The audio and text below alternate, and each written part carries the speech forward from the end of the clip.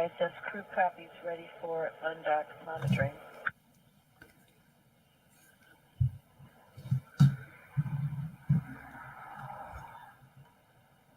Thank you, Rob. And we just heard some conversation between the crew on the International Space Station and the teams here in the Starliner Mission Control, confirming that we are continuing to be go for an undock in just under 2 minutes from now at 5:04 p.m. Central, 6:04 p.m. Eastern. We are standing by for the command of the undocked ATP or authority to proceed.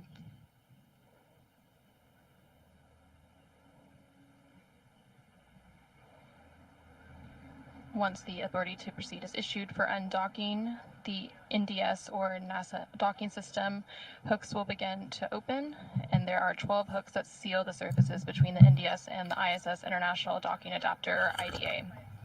Once all 12 hooks are open, springs on Starliner's docking ring will push the spacecraft away from the space station.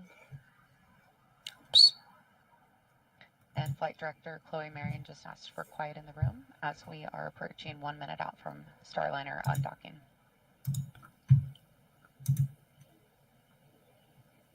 And we just heard confirmation that the umbilicals are retracting and hooks are beginning to drive.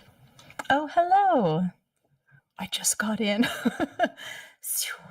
Just slid in here. Can you hear this? Can you hear me? Is everything? Nothing was tech checked before I started.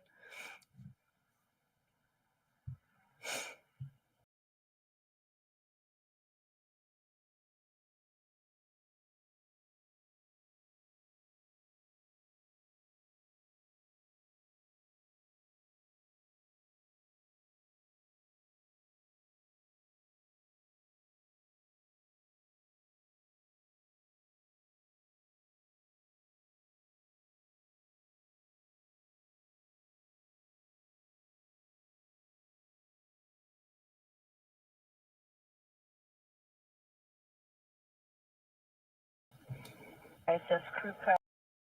Deceptively simple so far. A faulty vehicle. United States alone, and millions more around the world listened in radio broadcasts. President Nick Dock with the ISS, Starliner ran into main surrounding Starliner's Reaction Control System, or RCS. Okay. Good. Okay. I just got in. Just slid in here. Can you hear this? Can you hear me? Is everything? Nothing was tech checked before I started.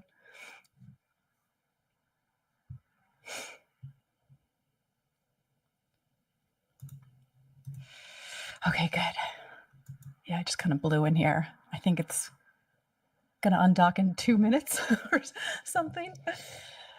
Last minute streams that I am not prepared for. Hi, Stephen. Good. Okay. And can you hear this lady talking when she does talk? But I did have time to make giant tea.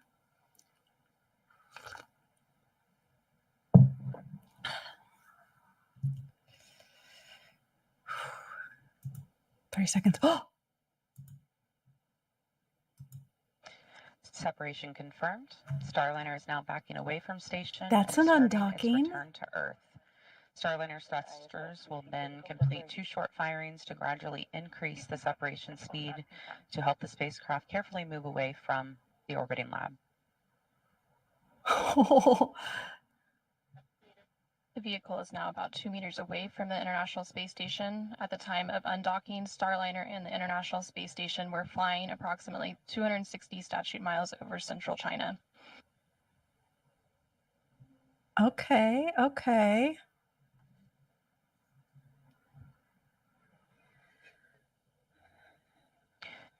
Starliner will be beginning a breakout burn soon, which will take the spacecraft forward and above station. It's deceptively simple so far. Like, that was all very easy.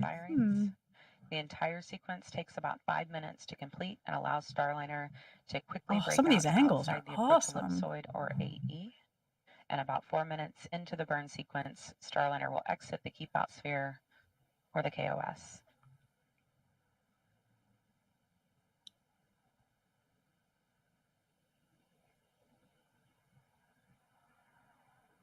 This shot is beautiful. I gotta make this bigger. I gotta make me smaller. It's so pretty. And you Look can how see those pretty that is, thrusters you firing guys. there on the left of your screen as Starliner backs away from space station.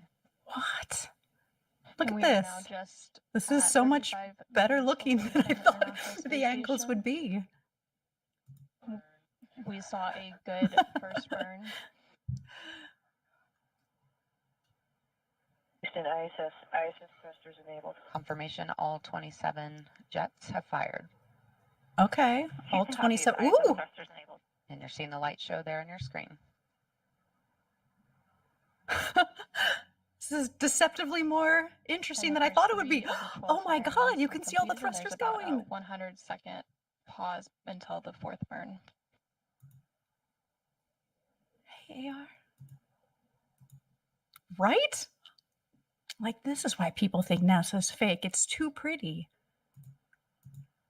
Like, way cooler than I thought it would be. Yeah, I think I was telling you. I was like, is this stream worthy? I don't know. And now I'm like, oh, it's beautiful.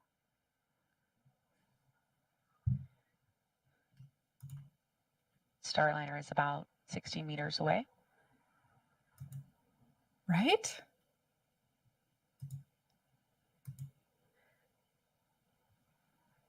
Agreed.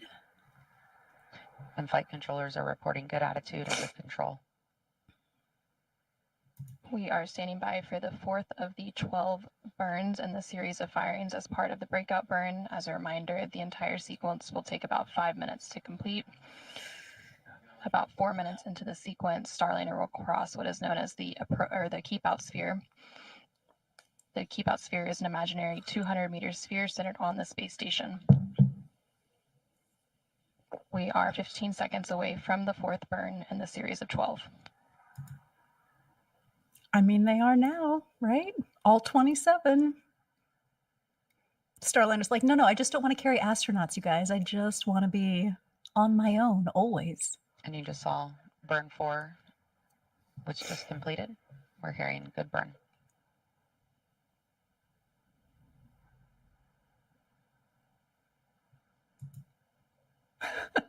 It's a thing, Neil. It's a real thing. Doing exactly what it was supposed to do this whole time. What? And the fifth burn in that sequence of 12 just completed, and it was a good burn.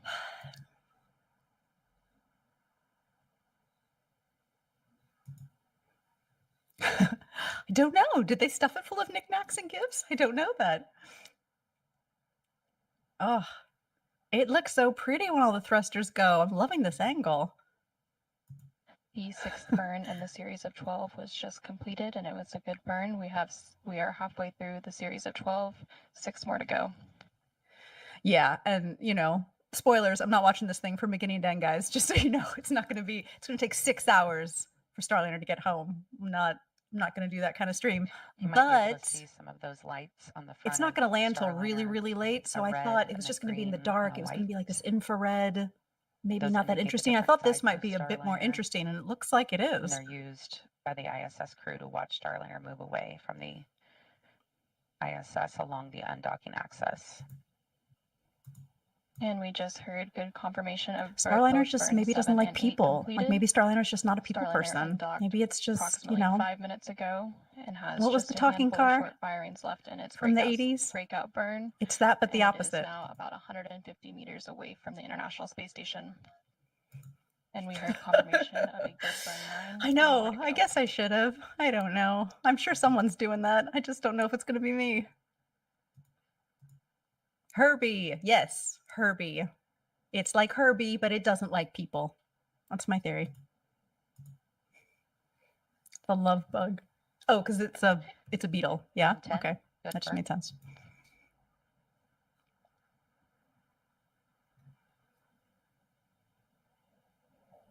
Yes. Zoom. More zoom. Yes. Extra zoom. Do it.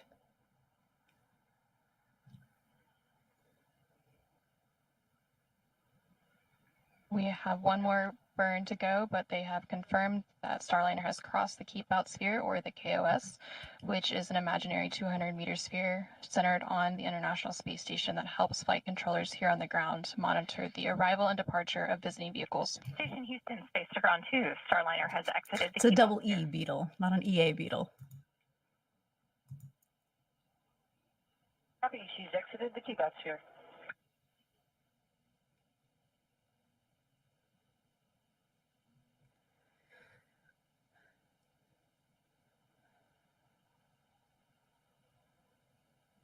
I'm just like wondering if this is the most zoom that there is. Isn't there like a little more zoom, guys? A I mean, I know we're reminder, gonna lose sight of this thing pretty automated quickly, breakout but sequence was chosen to use Starliner's forward thrusters, which had remained nominal during this flight. And we heard confirmation that all 12 burns in this series of breakout burn firings have completed, and they were all good burns. Starliner has crossed the Keep Out Sphere, so the next it's going milestone away. for Starliner's Going departure bye-bye. will be crossing the approach ellipsoid, or AE. The AE is another invisible shape monitored by the flight control team, measuring 4 kilometers by 2 kilometers by 2 kilometers. Starliner is scheduled to cross the approach ellipsoid in about 10 minutes. Vehicles outside the AE have to be on what we call a 24-hour safe free drift trajectory, which means the Oh, spacecraft getting very cannot blurry. cross into the approach ellipsoid. I do for wish at that they least had another 24 hours, camera where we even could if kind it of see lost it in all the the maneuvering context of capabilities. ISS. Like I don't know where this camera Once would be, this outside the magical approach camera that I ellipsoid, want. joint But I operations wish we between could see it Starliner like Mission you can Control see and the IS here. International You can Space see Station like Flight where Control Room exactly it will is in the conclude, and context of Starliner will be on a ISS. path back to Earth.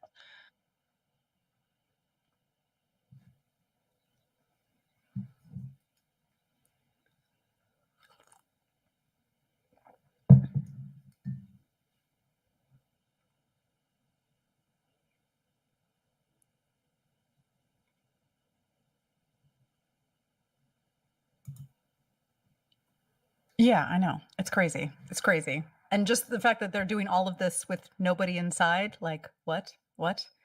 But yet it's working better. Am I the We're now only taking one a look who from thinks that's the VESTA a system, scotch which funny? stands for Vision-Based Electro-Optical Sensor Tracking Assembly.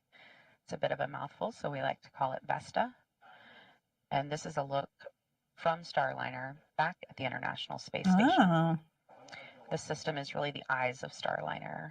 It's able to pick up on features on the outside of station, like handrails and reflectors. Hmm. You can see some of that on your screen there in the outlines. And it's the way to assess Starliner's position and attitude. It also gives the ground teams a very accurate look at Starliner's location relative to the station. So earlier we were taking a look from the station back at Starliner. Now we're looking from Starliner back at station.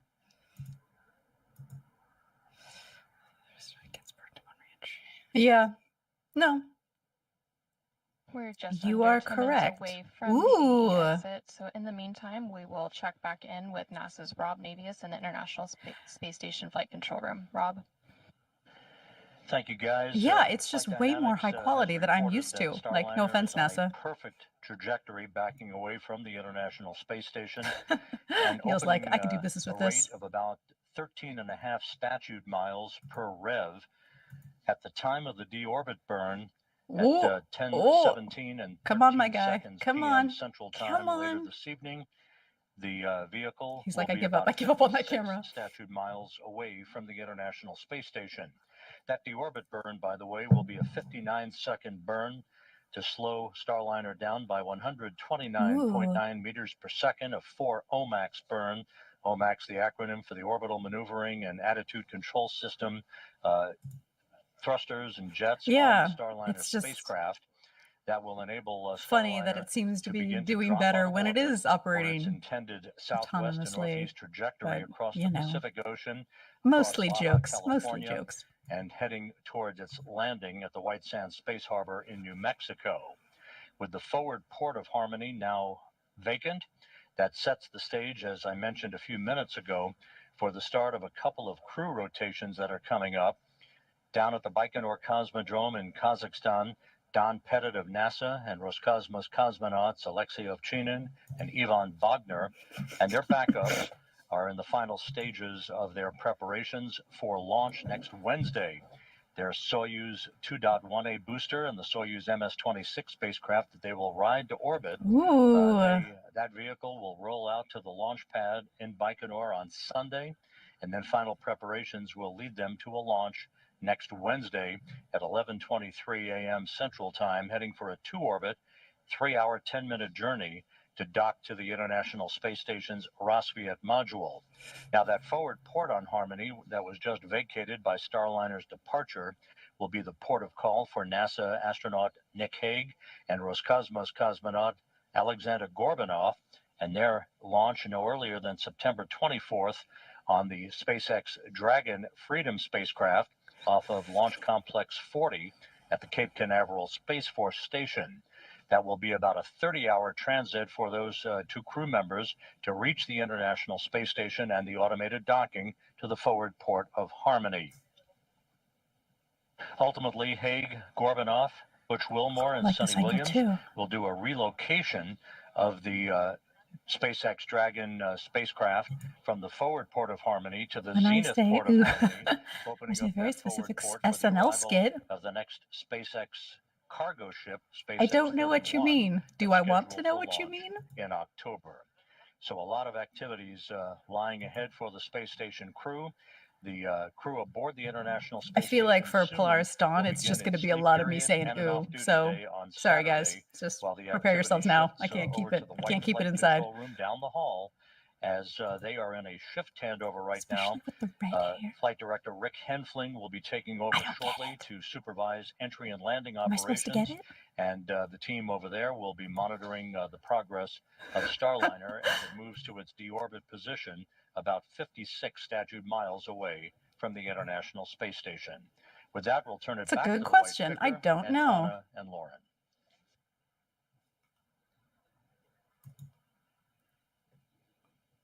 Thank you, Rob. Starliner is now about 750 meters away from the International Space Station as it continues to make its way to the approach ellipsoid exit. Again, that approach ellipsoid exit is targeted for Like, this camera's 5:25 and crazy 30 good. PM Is it Central me? Time, Like, when 6:25 and 30 did this seconds happen? PM Because you Eastern guys saw the Time, footage of and it everything docking, continues and it to was like proceed as planned grainy with R Starliner's us. departure and Like, return back to Earth. what is this? And you're looking live at Starliner and I pre-drift. mean, if it, Engineers have how scandalous informed is us this, that Neil? The breakout burns all went Yes, well. but I'm gonna look at it later. Thrusters are all looking good.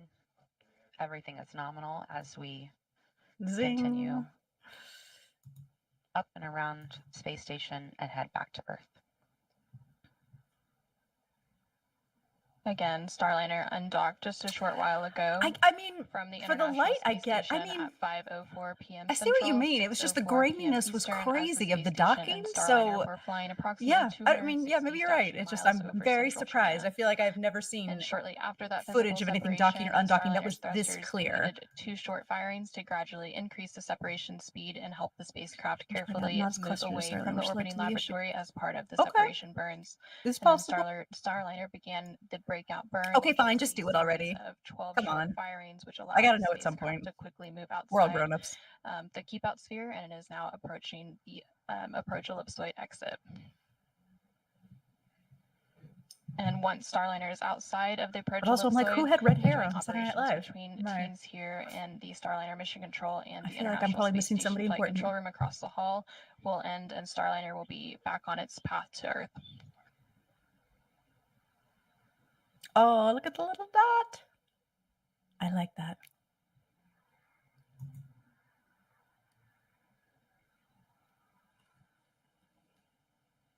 So pretty. And Crazy. we are about 6 minutes away from that approach ellipsoid exit, and Starliner is now about 900 meters away from the International Space Station, traveling at a I rate love of it. 1.2 meters per second.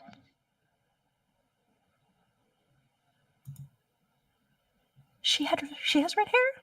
I feel like she has That dot in the center of your brown screen hair. is Starliner Doesn't she have brown hair? looking from space station. Oh, do you mean the character she's playing has red hair? I feel like I'm missing this.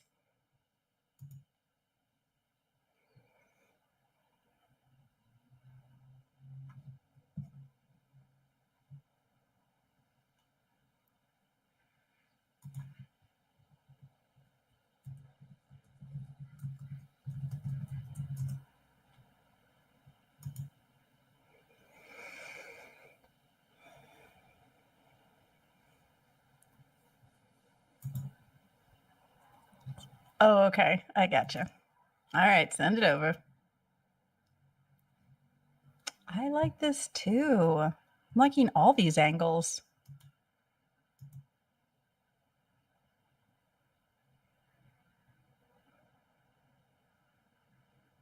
Maybe I've just been watching the wrong NASA streams, but I feel like, I don't know, this just feels really different. We're like, now we're about really, 5 someone's minutes like away from the producing this. approach Like we're ellipsoid mixing up the exit. angles. We Starliner realize we have an undocked audience. from Like, the International Space Station I don't know. It about just feels 16 very, minutes ago at very different. 5:04 p.m. Central, 6:04 p.m. Eastern. Okay, thank you. Starliner is now just over 1,000 meters away from the International Space Station.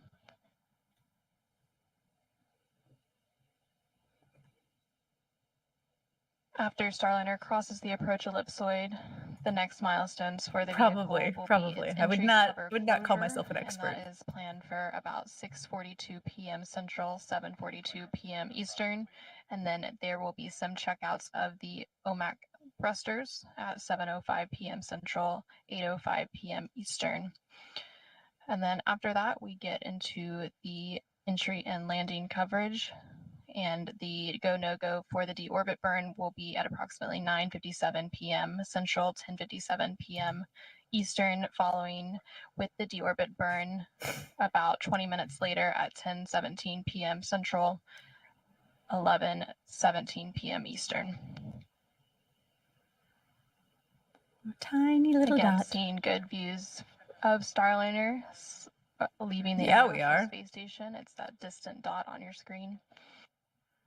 The vehicle is now about And do you guys think 1,120 meters away without from the the International porthole Space Station. being like, bye, thanks for the ride?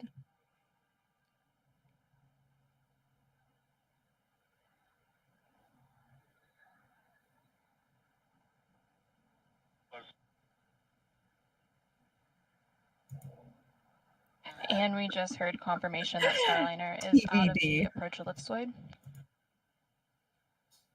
The approach ellipsoid is a imaginary three-dimensional ellipsoid around the space station, and vehicles outside of the approach ellipsoid have to be on what we call a 24-hour safe free drift trajectory, which means the spacecraft would not cross into the approach ellipsoid for at least 24 hours, even if it lost all maneuvering Does it? capabilities. Okay.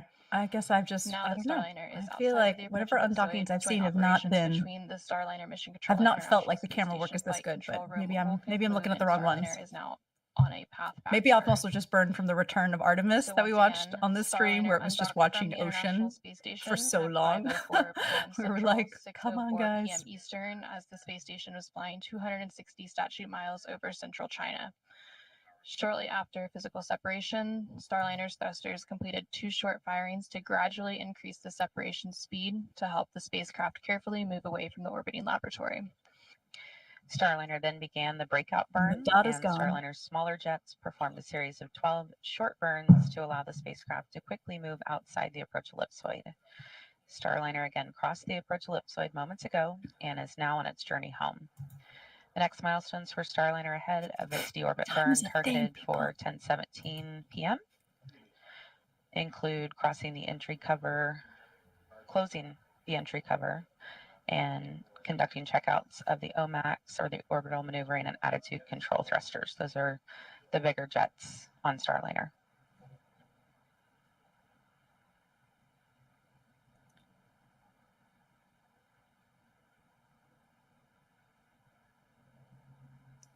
For now, let's check in one final time with NASA's Rob Navius following Starliner's exit from the approach ellipsoid. Thank you, guys. Here in the Space Station Flight Control Room, Flight Director Anthony Varia and his team will be remaining on console Until the you've course of worked the it evening, out. keeping a I watchful mean, eye on things. if it comes back in one piece, there are things to work out, especially if this goes super smoothly, right? Like, I don't know. I mean, I guess it's better than the alternative, right? But does it just become more frustrating then Calypso if has exited everything the goes to approach plan and on this public return, void. aside from the fact that the Sunny, we are astronauts aren't in ready it? for RWS teardown when you are. See ya. Okay, she's on her way home. Congratulations to the undocked team, and Is this we'll Sunny? be tearing down the RW. Send copies. Thanks.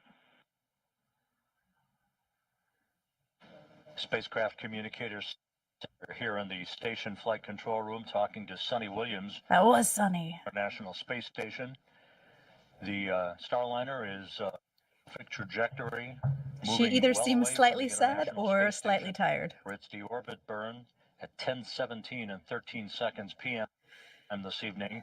Once again, that'll be a 59-second burn of the 4 orbital maneuvering and attitude control system jets on the Starliner spacecraft to slow Starliner down by 129.9 meters per second, allowing it to drop out of orbit to begin its descent back into the Earth's atmosphere, and a landing just about midnight Eastern Time, 11 p.m. Central Time, give or take a few seconds, at the White Sands Space You Harbor think so? in New Mexico. We'll be like, bam, With that, the crushed space it. station 10 out of team 10. will begin to turn its Deal with it, attention guys. to the next major activity that will be the launch out of the Baikonur Cosmodrome in Kazakhstan on Wednesday of NASA's Don Pettit and Roscosmos cosmonauts Alexei Ovchinin and Ivan Wagner. Did they on the finally Soyuz reschedule MS-26 Polaris? Do we know when that's spacecraft happening? that will increase the I station's kind of gave up. population from 9 I felt like to I 12, saw like and the 3 beginning reschedules, of a and then I'm busy like, I several cannot weeks with of this crew anymore. rotations on the International Space But I Station, want to see leading that to the start of desperately. Expedition 72. So with that, we're going to call it a day here in the space station flight Oh, control room. Turn it back to you guys in the white flight control room down the hall. yes, Neil, we hear you. All right, Aliens, we thank you very gotcha. much, Rob. Starliner is now on its way back home to Earth and has about a 6-hour journey ahead of landing. We are targeting again yep. around 11 o'clock Central, midnight Eastern for that landing at White Sands Space Harbor in New Mexico. We will resume live coverage of Starliner's deorbit entry and landing beginning at 9:50 p.m. Central, 10:50 p.m. Eastern. Okay. Until then, thank you for joining us for Starliner's undocking and departure from the International Space Station. This is Mission Control Houston. Okay. Wow, that's it. That's all she wrote. It is hot here. I am sweaty. But it doesn't have a date, right? There's not like a date set up yet where they're like, this is our confirmed date. Because I was following Isaacman for a while on Twitter, but then he was just kind of retweeting what like SpaceX was tweeting and other people. 6 hours. 6 hours. It's gonna be a minute. You're welcome, Dixon Blog. Thank you for stopping by. Okay. Well, yeah, I guess that's it, guys. So backed away. Everything seemed to be going okay. I guess we'll find out in 6 hours how it all turns out. I am planning on going out tonight, but if I don't know, have a crazy idea, maybe I'll go back live really late whenever it pops back on, but probably not. But yeah, I'll keep you guys posted. You're welcome. Yeah, it was due to there's been a few weather things, and then remember they ground SpaceX after that booster fell over, and there's been a bunch of reasons why they kind of held off for a while. The recovery area. Starliner's just like, you know what? I'm gonna go. I'm gonna just keep doing my own thing. Catch you on the flip side. Yeah, good to see everyone. Thanks for stopping by. Yeah, I think the next time I'll do this will probably be when Polaris takes off, whenever that is, but I will keep you posted. Also, I have really quick, I have kind of an exciting announcement to make that will pop up on my Tuesday video. So something's afoot, and I will let you guys know what that is on my Tuesday video. So take a look at that. This Monday at 3:30 in the morning? Is that true, Steven? Are you telling me lies? SpaceX still says late August? Shut up, SpaceX. What? I will watch the video, Neil. You're welcome, Steven. I am. Watch my video. News. Some news is there.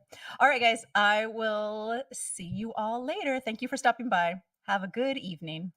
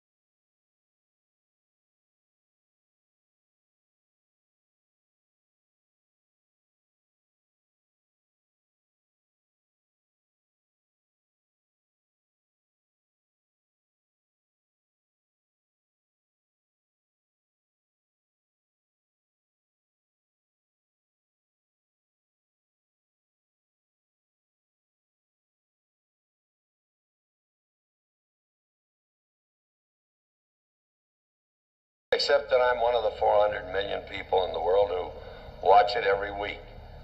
Of course, I'm talking about Bonanza. Is it all right if I walk up and take a look at the lake? Oh, sure, ma'am, but be kind of careful. Those trails can get tricky at night. Dan Blocker was a lovable actor who captured the hearts of millions as Hoss Cartwright on the iconic TV series Bonanza. With his charming physique and smile, Blocker became a beloved star on American television, bringing humor and warmth to the Wild West. However, behind the scenes, Blocker's life was marked by both success and tragedy, from his early beginnings to his rise to stardom, and ultimately his untimely and shocking death. What really happened to Dan Blocker? Just recently, his son has finally admitted what we all suspected. Join us in this video as we explore the fascinating tale of an icon.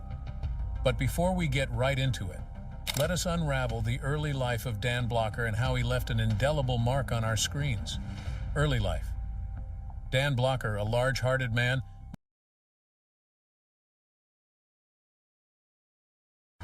they spent long hours together.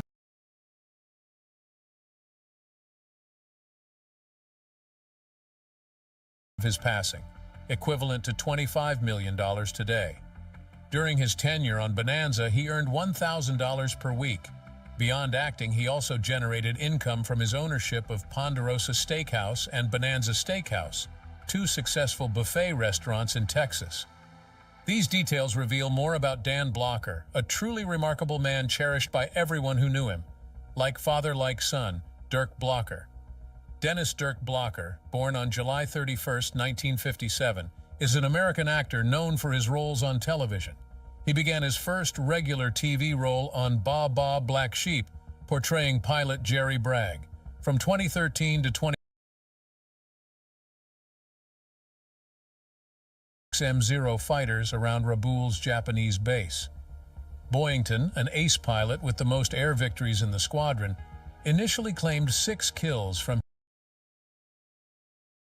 with his partner Scully, has been friends and partners for over 3 decades.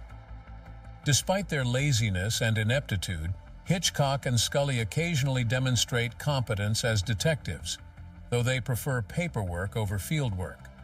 In their youth, Hitchcock, who grew up observing his father, Dan Blocker, as the iconic patriarch of Bonanza, solace through acting, all while maintaining professionalism in public appearances.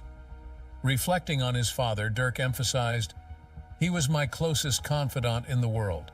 I loved him deeply. With time, I've come to see his complexity. He passionately cared about comedy TV series that aired on Fox and career, where he commanded VMF 214, known as the Black Sheep Squadron.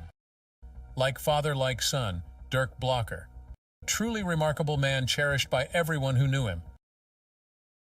In 2017, he authored a book titled Master and the Little Monk, which portrayal of Hoss Cartwright to the 5. Pappy often intervened tact and was honored with the 2018 GLAAD Media Award for Outstanding Comedy Series for its portrayal of LGBTQ+ characters. Dirk Blocker plays Michael Hitchcock in Brooklyn Nine-Nine, initially recurring in the first season and becoming a regular appearances. Reflecting on his father, Dirk emphasized solace through acting, all while maintaining professionalism in public. Dirk recalled, "It was overwhelming. I tried to deny how much his death affected me. Facing reality." Inglewood that afternoon. Freeman Hospital in Inglewood that afternoon. Of appealed to me. On he the life of a character. Interview with Jeff Pearlman, Dirk reflected, "Having a famous father stripped away any desire I had for fame. My dad couldn't go anywhere without being surrounded by fans. That's why the life of a character actor, steering him towards a career in acting while shying away." The next video shown on your. Thank you for watching.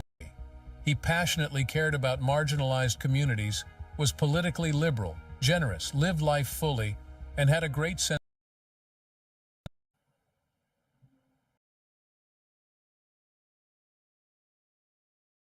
Thank you for stopping by.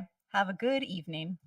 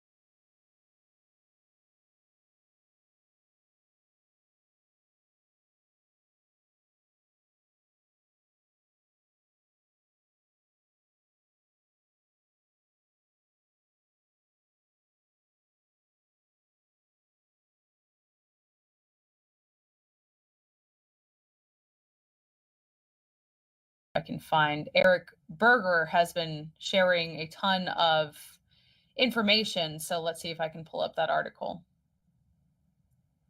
Eric Berger, I'm very excited to interview him. Which I will be interviewing him in like a week-ish. Okay, sorry. Just trying to find that stat. Don't want to mess it up.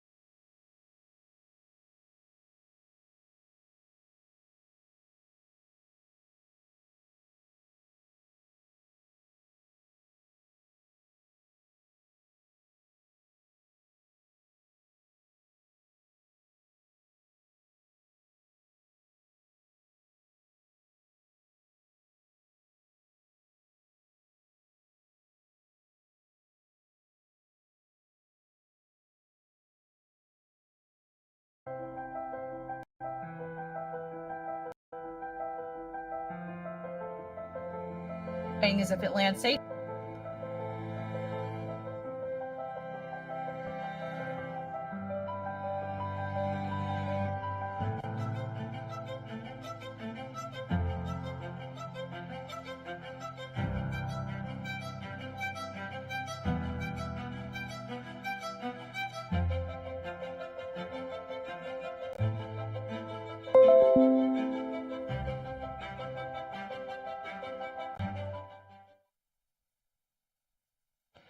Good evening and welcome to NASA's Johnson Space Center and our coverage of Boeing's crew flight test. I'm Brandy Dean with NASA. And I'm Lauren Brennicky with Boeing.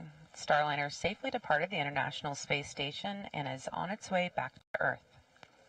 Starliner is making its return autonomously tonight without NASA astronauts Butch Wilmore and Sunny Williams after a decision to return without crew was made during a flight test readiness review last week. But the team here in Mission Control will be watching over Starliner over the course of the next hour and a half as the spacecraft fires its engines to drop back into Earth's atmosphere and make its way down for a landing in New Mexico at about 11 p.m. Central or midnight Eastern. The team here is led tonight by Flight Director Rick Henfling with weather assistance from Flight Director Mike Lammers. Henfling is just under 7 minutes away from polling the flight controllers here in the room on their readiness for Starliner to perform its deorbit burn at Starliner's landing zone. Teams in Florida, Houston, and New Mexico have been monitoring the spacecraft autonomously undocked from the International Space Station at 5:04 p.m. time while flying 260 miles over central China. NASA astronauts Butch Wilmore and Sunny Williams National Space Station in June as part of NASA's Boeing crew flight test lifted off a United Launch Alliance Atlas V rocket from Complex 31 at Cape Canaveral Space Force Station in Florida. That was 5th. They arrived at the International Space Station on June 6th. During that June 6th rendezvous, NASA and Boeing identified helium leaks and experienced issues with the Starliner's reaction control thrusters as the spacecraft approached the space station. Since then, engineering teams have completed a significant amount of work collecting and reviewing data, conducting flight and ground testing, hosting independent reviews with agency propulsion experts, and developing various return contingency plans. Uncertainty and lack of expert concurrence did not meet the agency's safety and performance requirements for human spaceflight, thus prompting NASA's decision to return Boeing Starliner spacecraft to Earth without the astronauts, Butch Wilmore and Sunny Williams aboard. The uncrewed return allows NASA to continue gathering test data on Starliner during its upcoming flight home, while also not accepting additional risk for the crew. Wilmore and Williams, meanwhile, have formally joined the Expedition 71-72 crew and are going to remain at the space station conducting science experiments and helping with maintenance through February 2025. They're going to fly home aboard a Dragon spacecraft with 2 other crew members assigned to the agency's SpaceX Crew 9 mission. That is NASA astronauts Nick Hague and Roscosmos cosmonaut Alexander Gorbanov. On Thursday afternoon, the hatches were closed between Starliner and the International Space Station. And earlier today at 5:04 p.m. Central, the docking hooks released Starliner, allowing it to separate and begin moving away from the space station and into place for its journey home. You can see that video from earlier today playing here.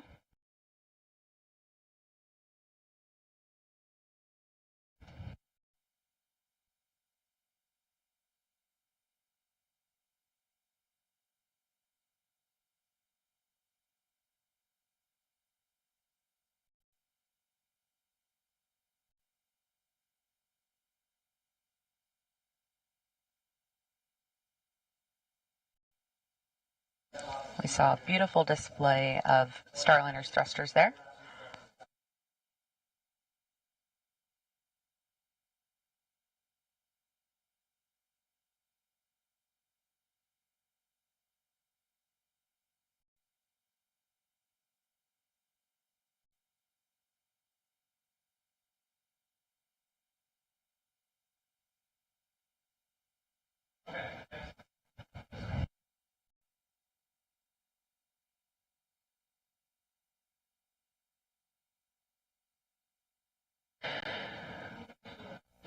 Butch Wilmore and Sunny Williams also had some words to say for the teams here on the ground as Starliner was making its way away from the space station. Station Houston, Space Station 2 for Starliner undock status. Go ahead, we're with you. Hey, Sunny, both the Starliner and ISS flight control teams have pulled go for undock at this time. The expected undock time is 22:04. Okay, copy 2204. Hey, you know, we're just looking at the flight control roster and like, wow, it is the all-star team. You guys, it is the time to bring Calypso home. You have got this. We have your backs, and you've got this. Bring her back to Earth. Good luck.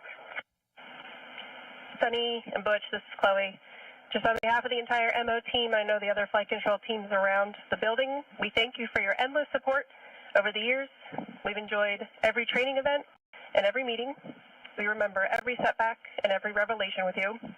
The teams on the ground have worked countless hours over the last few weeks, months, and for a group of us, years to bring Calypso back, and we're ready to do that today. We wish you the best of luck in your increment, and Sunny, I will make sure the right people have your coming home song ready to play on Space to Ground when it's time for you guys to come home. Good luck, and thank you.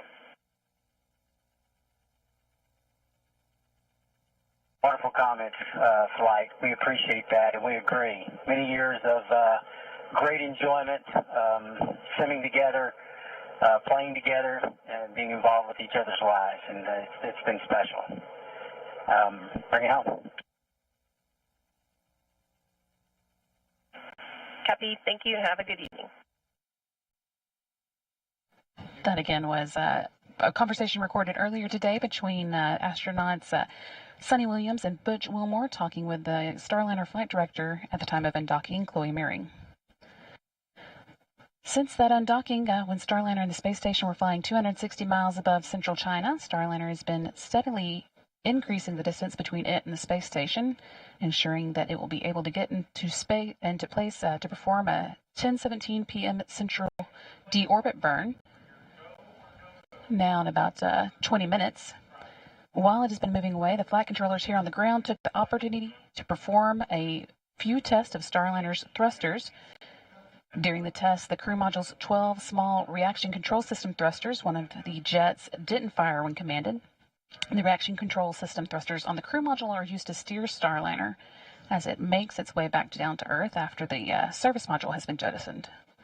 Because those 12 jets are divided into two redundant strings of 6, Starliner only uses one string during normal operations. So although this means a slight loss of redundancy, it shouldn't keep Starliner from getting through re-entry and landing as expected. Yeah, and Starliner has plenty of redundancy with this part of the prop system on the capsule, so no impact to the deorbit burn or re-entry, and it's not required for flight rules. The team also tested 10 of the 28 reaction control system jets in the service module after undocking, and they all performed as expected. And here on the ground, the team just gave their go officially to Rick Henfling, today's flight director, meaning that tonight's landing of Starliner is on. That again is scheduled to happen, touchdown at 11 p.m. Central Time or midnight Eastern Time.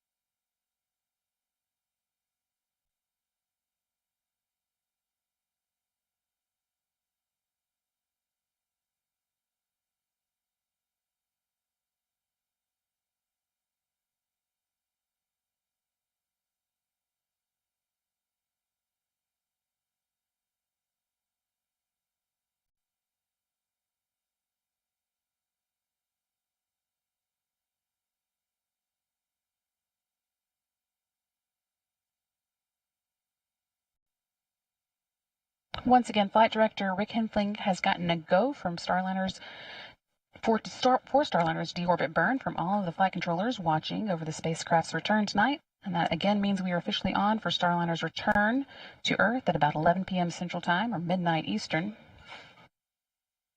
The deorbit burn at 10:17 p.m. Central Time is now just 17 minutes away. That'll be a 59-second firing of 4 of Starliner's orbital maneuvering and attitude control thrusters on Starliner's service module.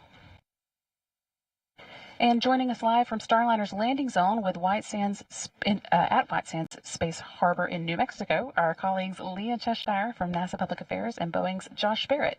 Leah and Josh, how is it going out there?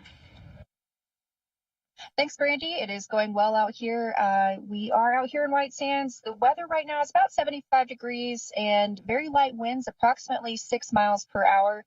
This looks like potentially a picture from earlier today. It is quite dark out here at this point. We have a beautiful view of the stars, and we are lined up in the convoy getting ready to roll.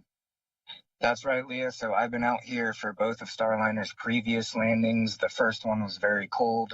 The second one was quite warm, and this one feels just about right. We're following along with 2 command vehicles. We've got the MLCC, or the Mobile Landing Control Center.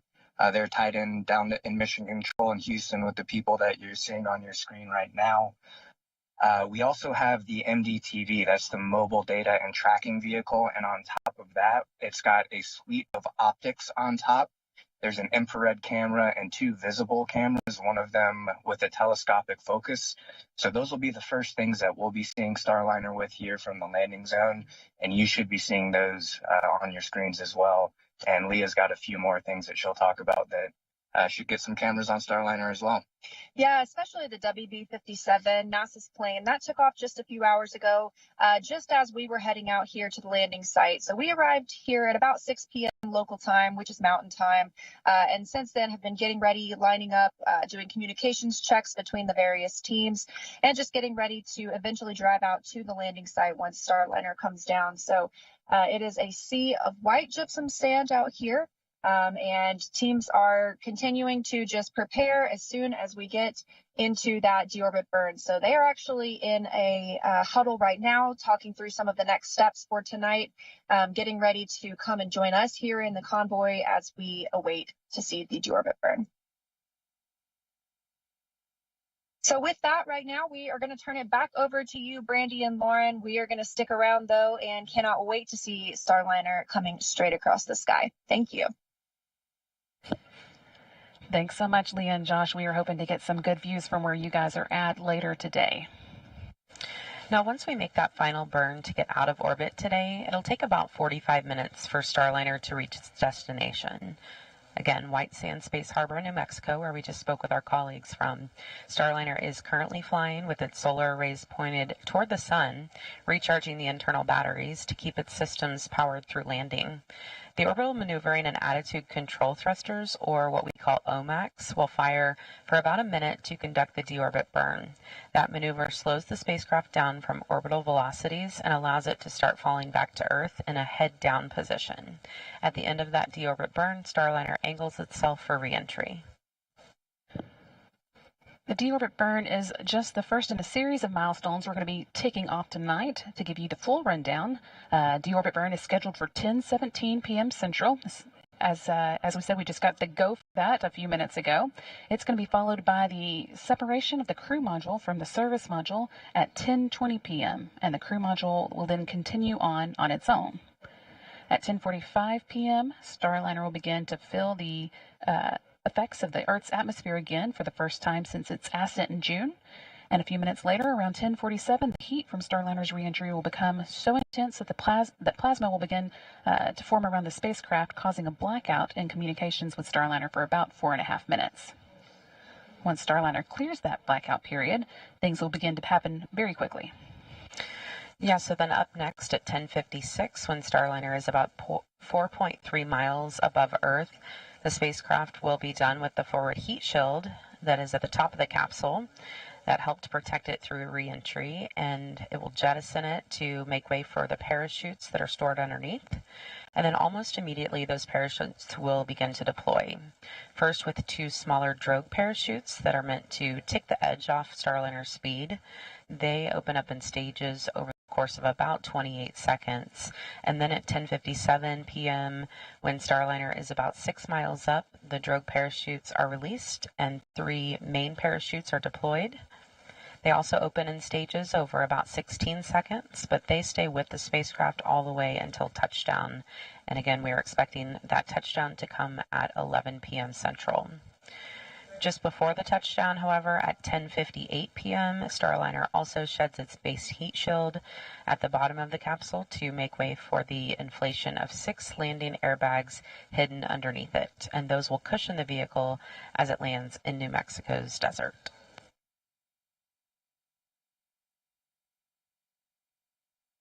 It's probably worth mentioning that we do not have video from Starliner. If you think back to June on its ascent and journey to the International Space Station, it's not able to send video down when it's not connected to the space station, so we won't be getting in-flight views from it, but we do have several cameras out at the landing site as well as some aircraft in the area that we are hoping to get some views from. But of course, it is going to be pretty dark out in the desert at night, so they may be infrared or black and white views, but hopefully we'll get some good camera views to show you.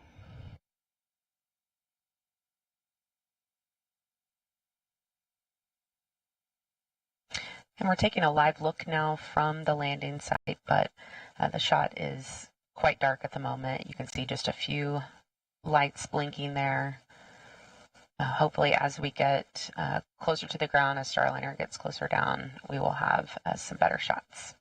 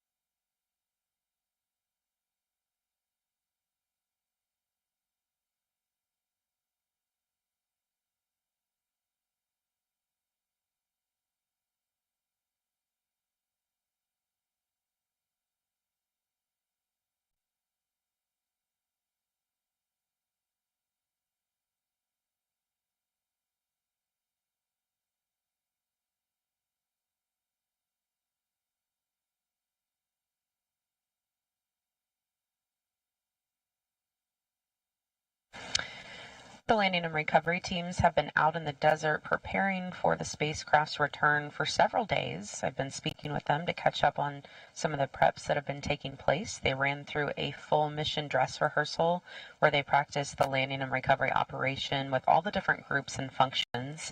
And they've also been keeping a close eye on the wind direction to establish the best recovery zone out at White Sands. They've even sent up some weather balloons to check the wind speeds. Tracking vehicles out there are equipped with cameras, so the team has been calibrating those. And again, although we don't expect any views from Starliner on its way down, we're hoping to get some good ones from those tracking cameras as well as aircraft in the area. We plan to have the WB-57 getting views while it is about 16,000 feet above the ground until the drogue parachutes deploy. And then at about 6,000 feet, we hope to see views from a Cessna in the area. And this is actually a current view of the Cessna as it makes its way out to the landing site, White Sands Space Harbor in New Mexico.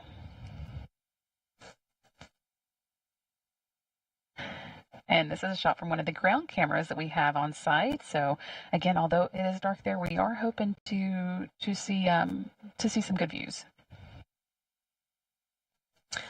And in the last few hours, the teams there on the ground have been at the holding area, loading up their vehicles, doing last-minute checks, making sure all the equipment is ready to go, and then shortly they'll begin moving into place to watch Starliner make its final approach. And then once Starliner lands, teams will move closer in a very strategic way. They will first stop at about the 500-foot mark away from the spacecraft, and then they'll move in closer to the 150-foot mark while ground teams safe the vehicle.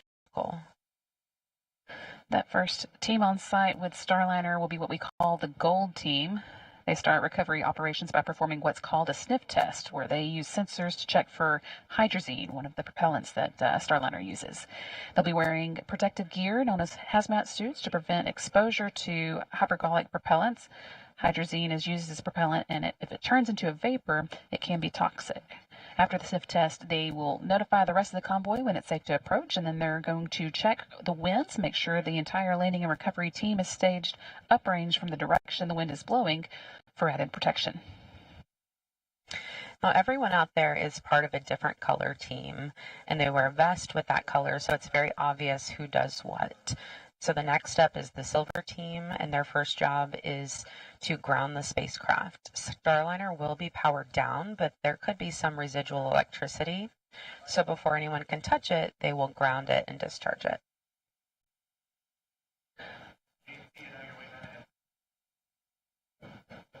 Teams here on the ground are reporting that everything is getting into good configuration for the deorbit burn. That's now just about 6.5 minutes away. Going on with what we were saying, we also will have the blue team that documents everything that's going on at the landing site. These are photographers from both Boeing and NASA who have situational awareness cameras. And again, here's a current view of those teams all ready to deploy at landing. Yeah, that's the holding site that we were mentioning. And then, of course, you can see the mountains there in the background in this black and white view. Now, the green team hooks up the HVAC trailers to Starliner to get cooling on it, but their first job is to put up an environmental enclosure on the spacecraft, and that enclosure looks a lot like a big inflatable. It wraps around the vehicle to get cool air around it and make sure the critical systems don't overheat. Then the red team opens the hatch. That is mostly Boeing Fire and Rescue. They will back up the mobile access platform to Starliner's hatch, giving the team access. And Starliner will be bringing back more than 900 pounds of cargo, including a nitrogen oxygen recharge system, or what we call NORS tank, that NASA will service and refill for future space station needs. The teams will unload that cargo before Starliner heads back to Florida. Just over 5 minutes to go now until tonight's 10:17 p.m. Central Time deorbit burn. Team here on the ground reports that Starliner has gotten into the right attitude, kind of the right way it's pointing for that burn. So everything is looking good. We're on track for landing at 11 p.m. Central, midnight Eastern.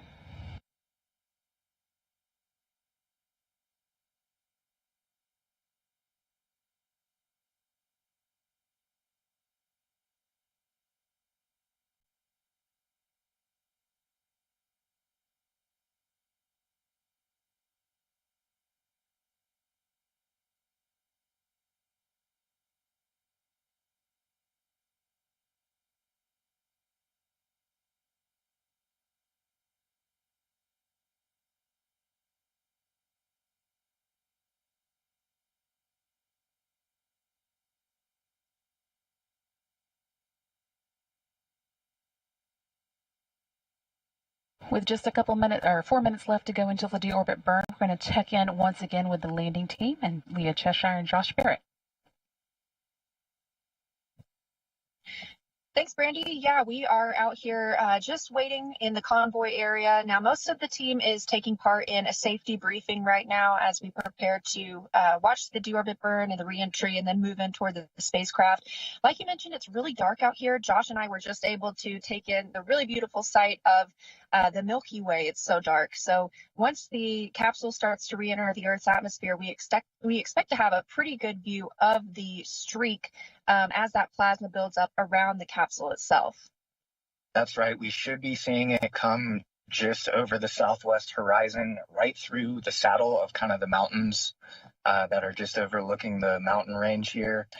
And remembering back to OFT1, kind of the view that we should be having here is that we'll hear the sonic booms as well after we see kind of that plasma envelope. And then pretty quickly afterward, it is pretty remarkable how quickly it does end up over our heads. We'll see the flashes from the mortars, which deploy those forward heat shield parachutes, which take the forward heat shield off. Then we start hearing those mortars, and then the parachutes start to deploy. And then it's kind of slow motion from there as it drifts down. And we're seeing a lot of movement as teams have just completed that safety briefing here. So they're now all walking to join us at the convoy. So it looks like we are just a few minutes away from the deorbit burn, and the show is really getting on the road soon. So with that, we're going to turn it back over to you in Houston. We are all just over 2 minutes away from the deorbit burn. At this point, Starliner has moved well away from the International Space Station and quite a few kilometers ahead of it as well. We had a number of smaller burns to ensure that Starliner was at a safe distance away from the space station before it performs the deorbit burn that will bring it out of orbit and on its journey back to Earth. And Flight Director Rick Henfling and his team expect Starliner's orbital maneuvering attitude control thrusters, also called OMACs, to fire around 10:17 Central Time, pushing the spacecraft out of its orbital flight path and onto its journey home. This deorbit burn will set us up for a touchdown time of about 11 p.m. Central or 10 p.m. Mountain Daylight Time out there in White Sands, New Mexico. Once it's there, control teams in Houston will begin powering off Starliner's radiators and solar arrays as the spacecraft now has enough power to get home, and sublimators will be taking over cooling. They use water to cool the cabin. Starliner is also, as we said, now in the correct attitude for performing the deorbit burn, and at this point, the service module and crew capsule are still attached to each other. 4 of the service module's 12 aft-facing orbital maneuvering and attitude control engines are going to be powering the deorbit burn, allowing them to separate safely. And those engines are each 1,500-pound thrusters, meaning this burn will take about 6,000 pounds of thrust, slowing Starliner from its current orbital velocity and bringing it back to Earth's atmosphere for a smooth landing. The Small Reaction Control System, or RCS thrusters, assist here in holding Starliner in the correct attitude. During this test flight, our teams ran roughly 1 million computer model simulations showing all the different thruster combinations possible for a safe return to Earth today. Just 20 seconds now until the burn starts. It'll last 59 seconds. And again, you be firing those orbital maneuvering and attitude control thrusters.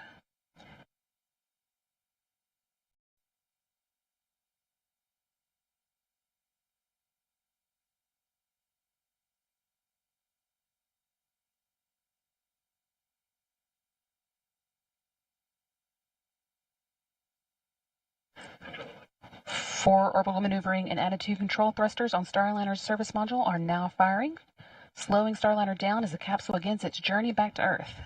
This will take about 59 seconds to complete. We're hearing all thrusters firing well so far. You can see here those representation of those thrusters firing. Starliner's maintaining its attitude, and as those large orbital maneuvering thrusters are firing, smaller reaction control system thrusters are also working, keeping the spacecraft in the correct position for the burn.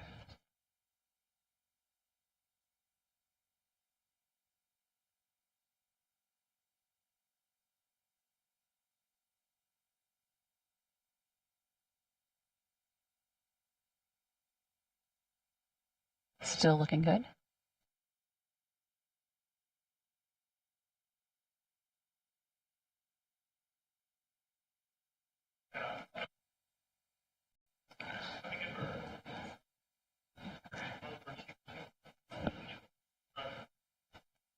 And we did see the deorbit burn cut off successfully. Teams here on the ground reporting a good burn.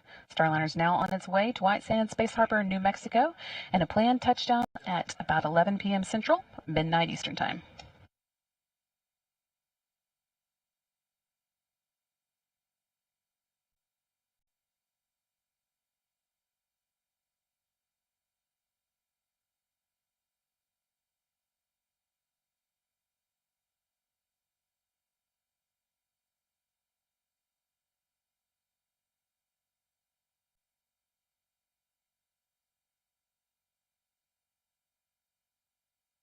Next up on the to-do list for tonight is the separation of the service module. With the service module's job done, it'll be disposed of over the Pacific Ocean, leaving the uncrewed crew module to carry on alone. In addition to all its other jobs, the service module has spent the flight protecting the crew module's heat shield. Jettisoning it uncovers that critical piece of equipment, allowing it to shelter the spacecraft as it begins traveling back through the Earth's atmosphere.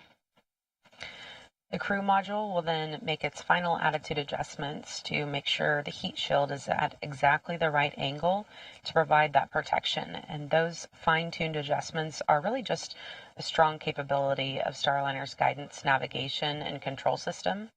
In fact, on the 2 previous flights, Starliner made bullseye landings thanks to that system. Starliner's maneuvering into position for that jettison at this time.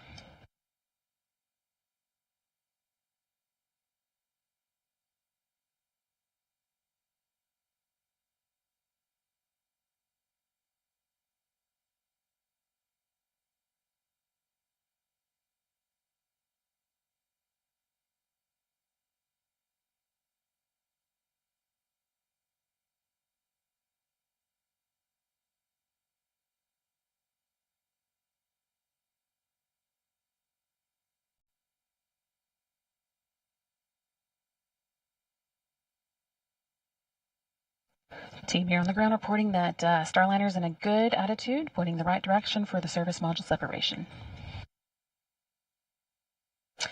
And the service module has just jettisoned, separated, and is now falling away. It will burn up during reentry over a remote part of the Pacific Ocean. And Starliner will continue on its path to New Mexico, where the landing and recovery team is waiting for touchdown. Starliner is now angling itself and its heat shield for reentry. The entry interface is coming up in just about 10 minutes. That's the hottest part of the reentry process, with Starliner's heat shield reaching about 3,000 degrees. To protect Starliner from those heat loads, the spacecraft has what's called an ablative heat shield. The outer surface of that shield heats up to a gas, which then carries the heat away from the crew module through convection. And our team calls this process a game of threes because during entry interface, the heat shield will handle those temperatures of about 3,000 degrees, but it will convert that heat to about 300 degrees with only 3 inches of ablator. And because of this protection during this hottest part of reentry, the inside of the spacecraft remains at about room temperature. When Starliner returned from its last 2 flights, the capsules landed with 2 black stripes up the sides, indicating the heat shield was ablated as intended. So we do expect to see that again today, and the team considers that a bit of a badge of honor.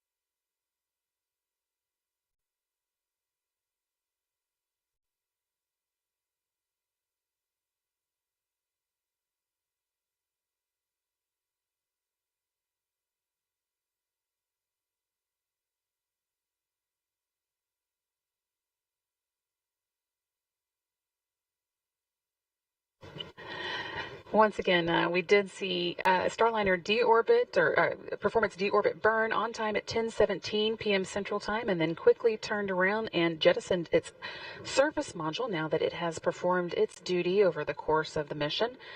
We are still about 20 minutes away from entry interface, but things will start to happen quickly after that. About 4 minutes after we go into the entry interface, the heat from Starliner's re-entry will become so intense that the plasma will begin to form around the spacecraft, causing a blackout in communications with Starliner for about 4.5 minutes. And after that, we'll see Starliner jettison its forward heat shield that's been protecting the parachutes during re-entry. Then, when Starliner is around 30,000 feet above the ground, the spacecraft's parachute sequence will begin. Two drogue parachutes will start slowing Starliner down, and then they'll detach, and 3 main parachutes will deploy and inflate. At about 3,000 feet off the ground, the base heat shield jettisons, exposing the airbags, and then at touchdown, those airbags absorb the initial force of landing, cushioning the spacecraft for a soft, safe return to Earth.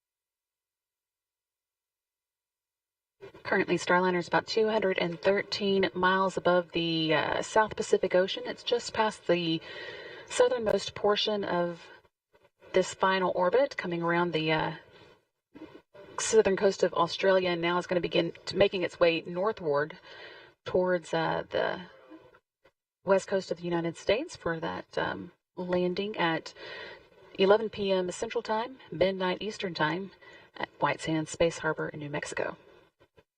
Again, we've had the deorbit burn that took place just as planned at 10:17, a 59-second burn that changed the Starliner speed by about 290 miles per hour, 130 meters per second. That made way for the service module separation, and the next milestone we'll be watching for is an entry interface coming up around 10:45.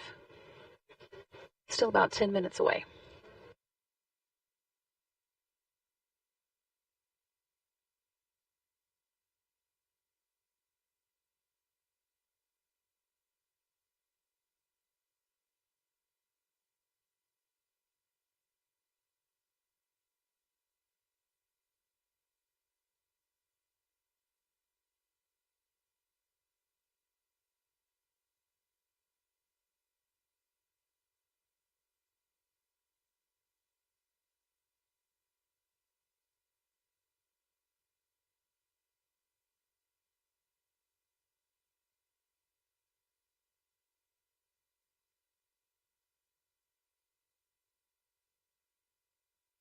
Live view here of the recovery forces staged near the landing site, ready to move in once Starliner touches down.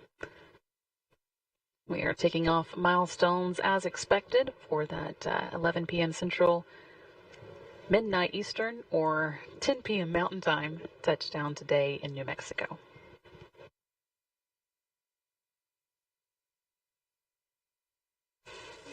Again, Starliner performed its deorbit burn about 12 minutes ago.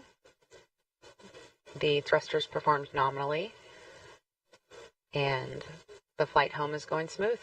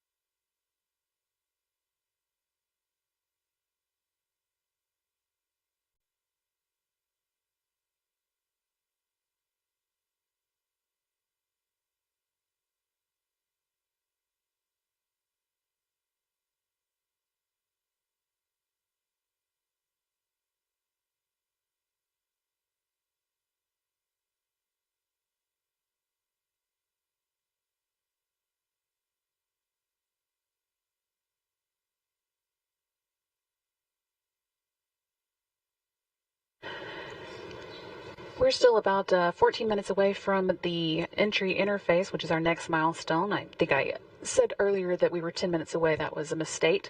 But about 14 minutes from now, we'll be experiencing the atmosphere for the first time since Starliner launched. And since we do have a little time, we're going to check back in with the landing team. Leah and Josh, how are things going out there? Thanks, Brandy. Yeah, that was a great view of the landing convoy all lined up. I was just watching some of the Gold team members getting suited up. As you mentioned earlier, that's going to be the first team to come in and inspect the vehicle. They're sniffing for those hypergalls or any of those dangerous fumes before the rest of the teams get the go to move in and approach the capsule. Of course, it's kind of a waiting game right now as we are still waiting to spot Starliner coming from the southwest. So a lot of us are outside of the convoy right now and keeping our eyes on the skies. Yeah, that's right. We've got about just under probably 3 dozen vehicles all lined up in 3 rows, just waiting to get that touchdown signal. Again, going through that convoy list that you guys went through already so well, behind that Gold team, after Starliner is declared safe, the Silver team moves in and they do the electrical grounding.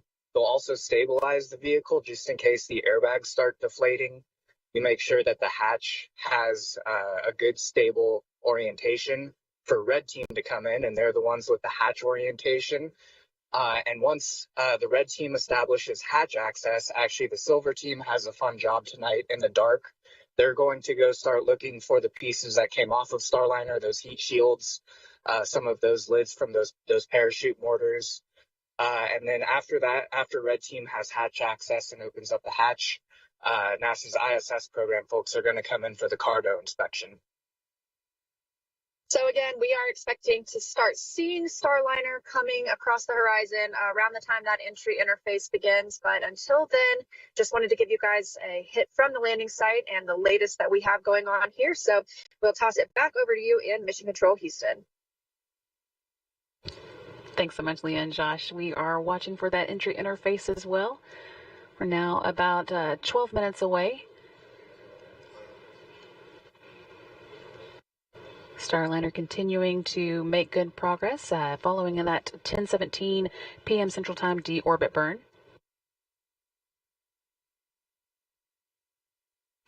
Again, we're looking at the landing and recovery team set up at the holding zone there at White Sands. Josh and Leah are embedded with that convoy, and they will make a very strategic move toward the spacecraft after touchdown, first stopping at about the 500-foot mark, and then they'll get the go to move forward to the 150-foot mark, and then once the vehicle is considered safe, they will move in.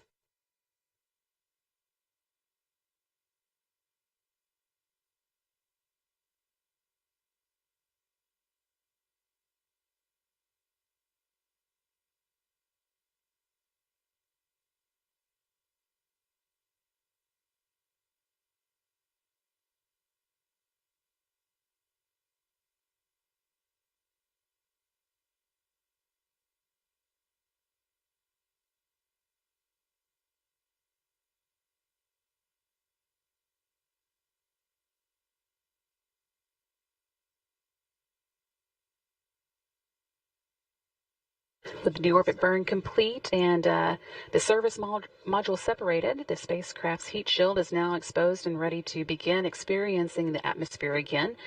The Starliner is going to make some final attitude adjustments that keep that heat shield pointing at exactly the right angle. And next up after that is entry interface, again, just coming up in a few minutes. At 400,000 feet above Earth, Starliner faces temperatures of 3,000 degrees Fahrenheit from the plasma created by air friction around the spacecraft. But Starliner can handle that heat with its heat shield, which is made of an ablative material designed to keep the inside of the spacecraft at about 70 degrees. A few minutes later, Starliner will experience an expected blackout in communications, and that will last for about 4.5 minutes. At 30,000 feet and just 11 minutes before landing, Starliner jettisons its forward heat shield, exposing the spacecraft's parachute system. Then 2 drogue chutes will deploy, increasing drag and significantly slowing down Starliner.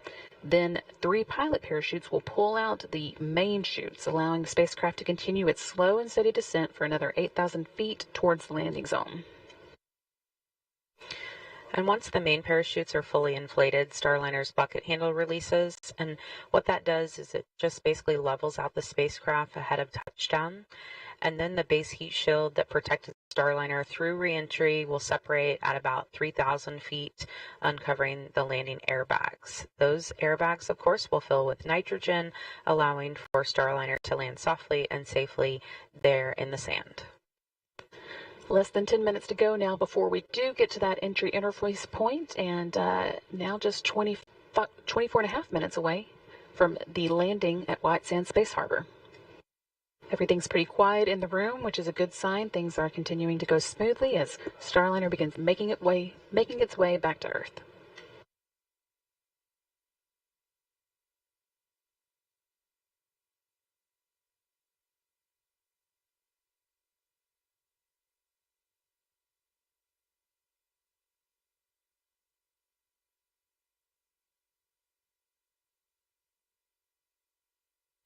You're taking a look there at Flight Directors Rick Henfling on the left, speaking with Mike Lammers on the right.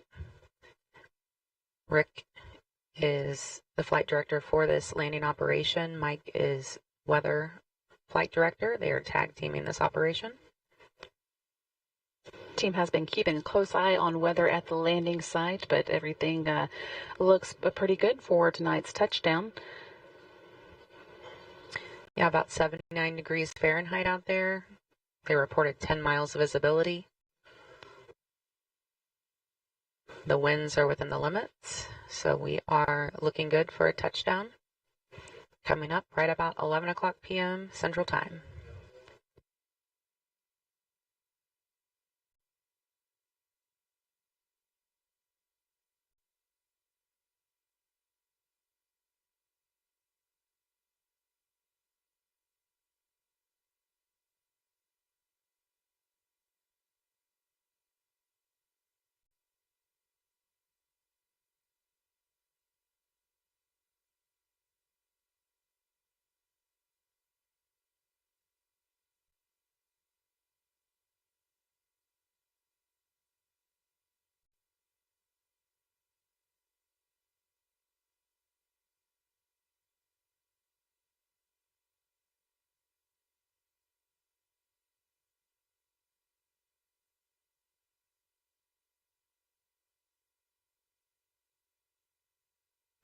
Seven minutes to go now until entry interface, and then that intense heating will start about 2 minutes after we do begin the interface.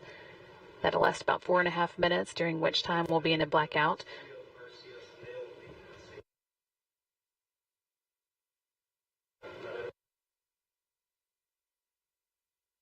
Starliner is currently about 130 miles, 149 miles rather, above the Pacific Ocean, heading northward towards the western coast of the United States, and it's touchdown in New Mexico.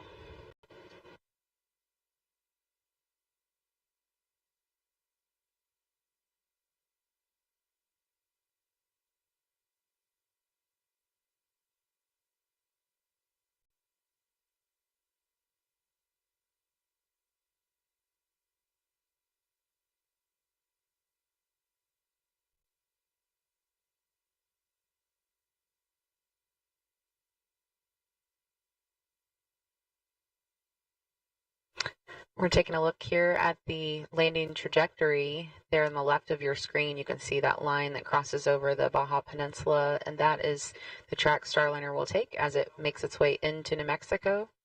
As it gets closer to the ground, people living in the area might get a bright shot of Starliner coming back through the atmosphere and landing there in White Sands, New Mexico. You can also see there in the center of the screen the to-do list, basically, before we do get to landing. The service module separations highlighted in green because that one's already taken place. And next up is the entry interface, about 5 minutes away from now.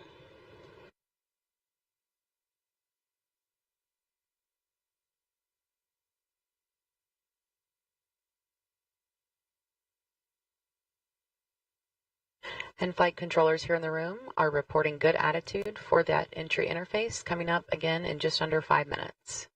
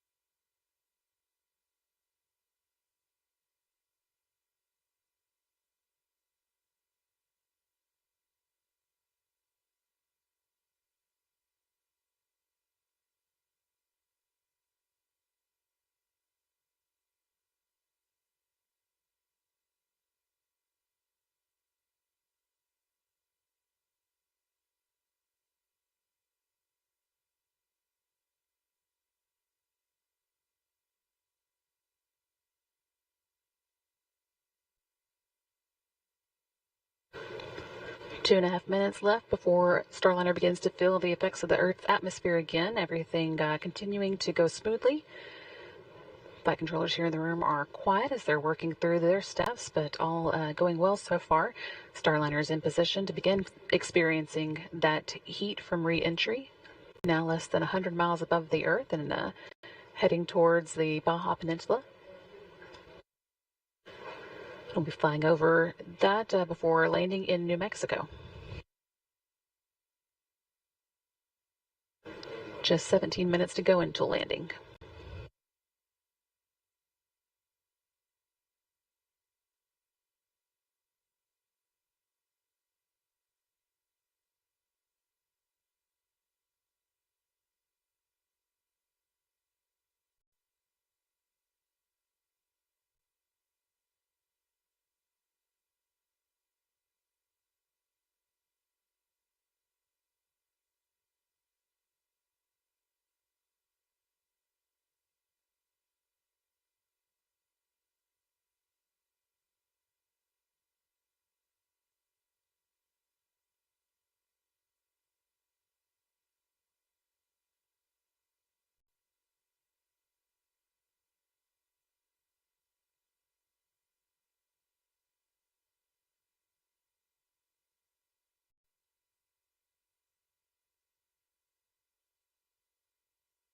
Less than a minute now until we begin entry interface. Again, about 2 minutes after entry interface starts, we'll begin seeing the heating really get intense, and we'll go into a 4.5 minute blackout.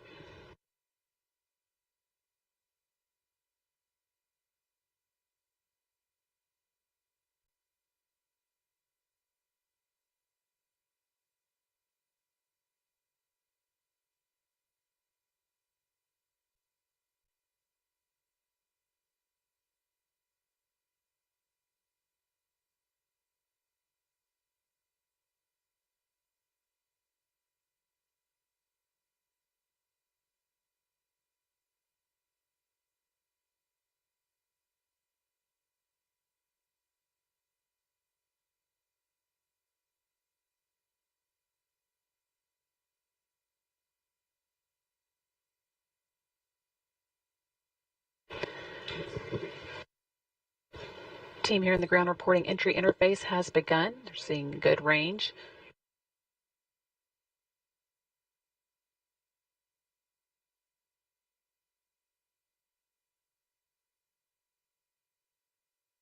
Seeing another view from the landing site, or the teams getting ready to move out to the landing site here. A little better idea from this view of exactly how dark it is out there with all the lights of the vehicle shining. A minute and a half until we move into the blackout period for Starliner. And 14.5 minutes until we land in White Sands, New Mexico.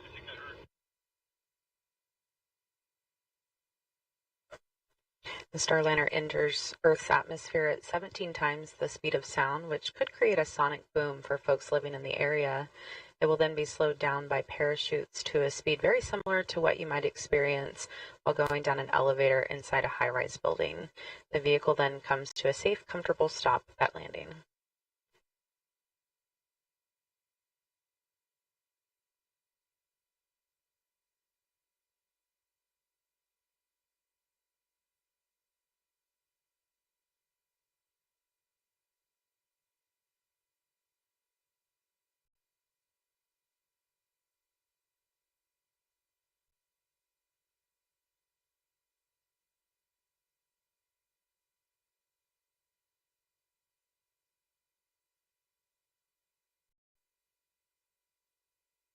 "30 seconds now until the blackout period begin.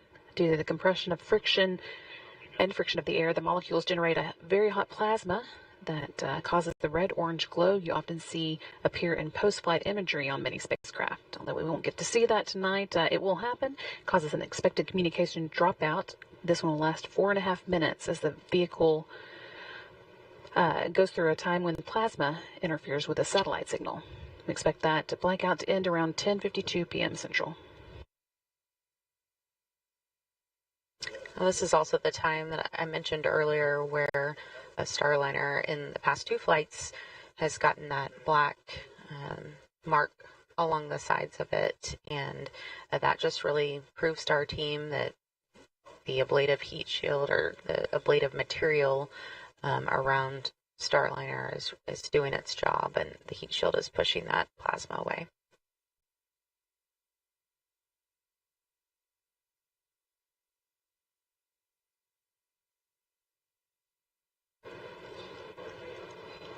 It's blackout time again. Lasts about 4.5 minutes. We've got about 3.5 left of it. After that, the milestones we'll be watching for include forward heat shield jettison at 10:56, when Starliner is about 4.3 miles above the Earth.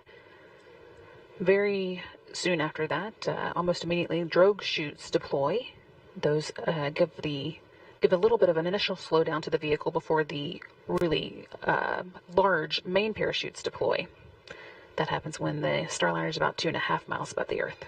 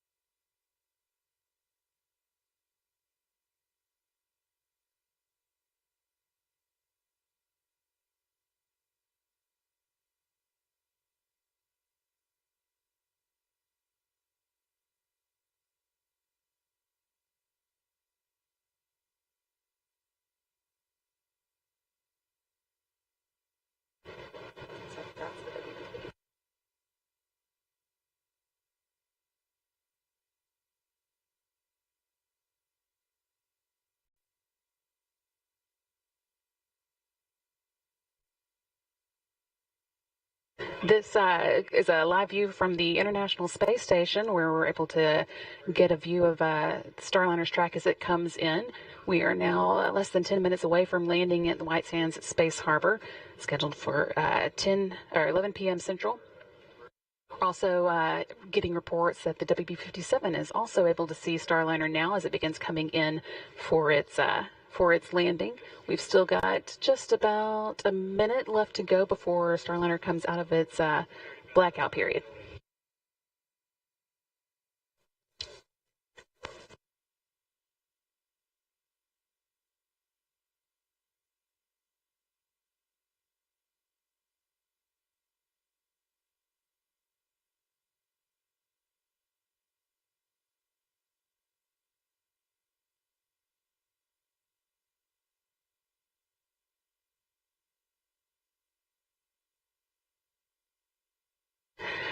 And this is the view from the WB-57, one of NASA's aircraft that is at the landing site, has been staged and ready to pick a Starliner, or pick up the view of Starliner as it comes in, and that is what we are seeing now. And they're filming this video from about 16,000 feet. The WB-57 should continue to give us a view until the drogue parachutes deploy, and then we hope to pick it up with the Cessna that is also in the area.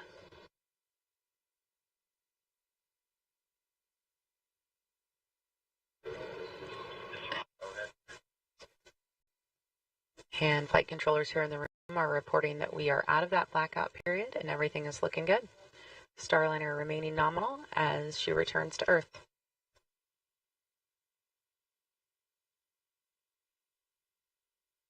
Again, this is a view from the WB-57.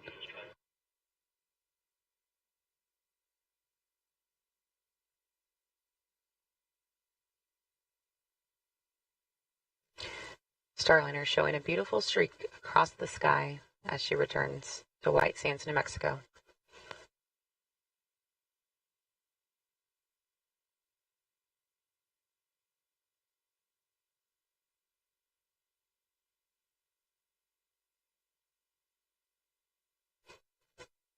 We're about 3 minutes away from the forward heat shield jettisoning. That's the next milestone we're looking for.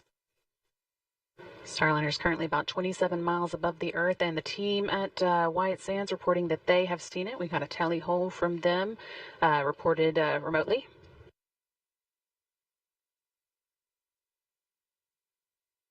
That means they are seeing Starliner from the ground there in New Mexico.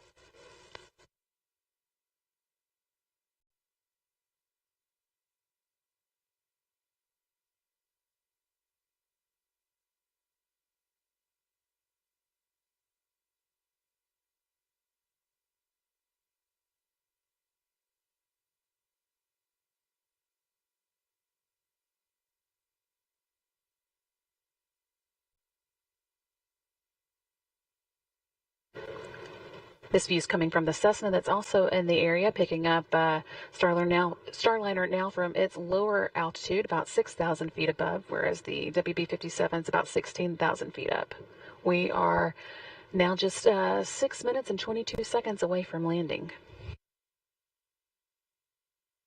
We should also just be a couple minutes away from the forward heat shield jettison, which will bring on the drogue parachute deploy, followed by the main parachutes.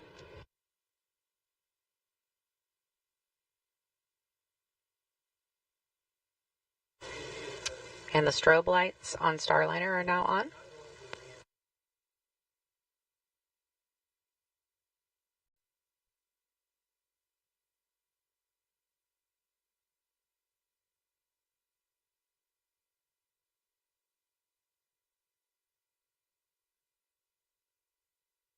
Starliner is now over the landing site, and that strobe light will help the teams actually track Starliner on the ground because it is very dark out there.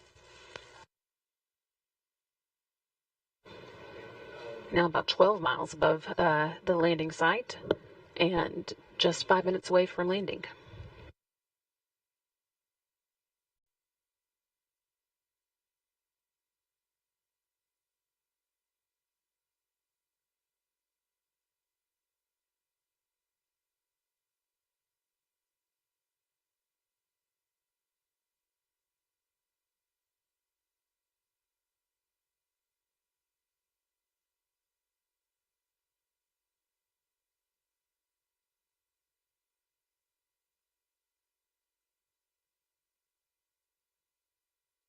Watching now for the forward heat shield jettison. That should be coming up, again making way for the parachute deployment.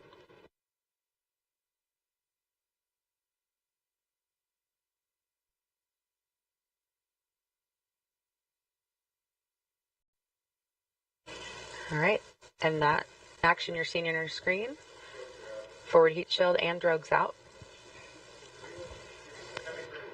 Really interesting view of this coming down from the WB-57. You see those two drogue parachutes now deployed. They slow the vehicle down initially until it gets to a safe speed for the enormous main parachutes to follow.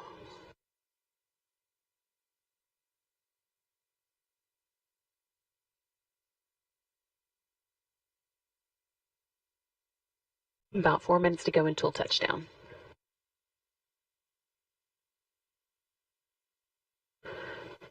Now back to a view from the Cessna aircraft in the vicinity of the landing site. Again, this is a view from a little lower than the WB-57 we were seeing.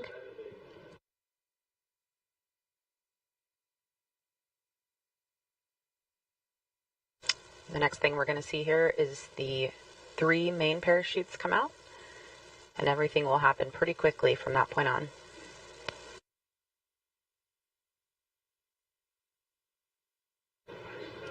After those mains are out, we'll see the bottom heat shield that has been protecting Starliner through its journey through the atmosphere come off. That makes way for the landing airbags to deploy.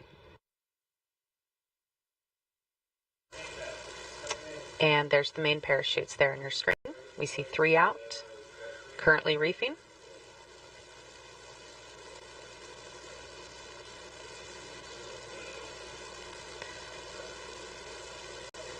And the teams at the landing recovery teams report that they heard the booms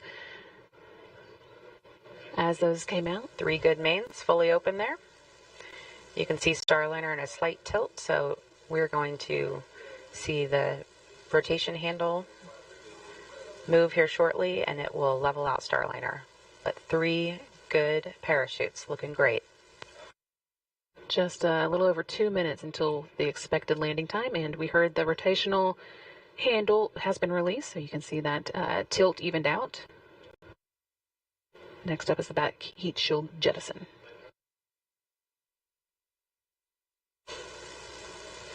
And there it goes. That again makes way for the airbag inflation. Nice to see that. You can see the airbags deploying there on your screen. Those airbags are filled with nitrogen as they guide Starliner safely back to the desert floor.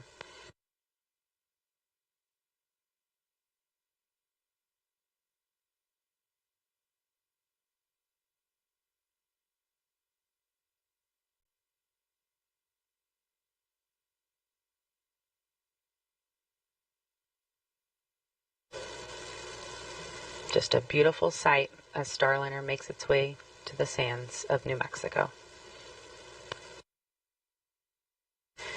And flight controllers confirming 6 good airbags. This view still coming to us from the Cessna. We've got just about a minute left to go until the expected touchdown. I'll be watching for that time for you.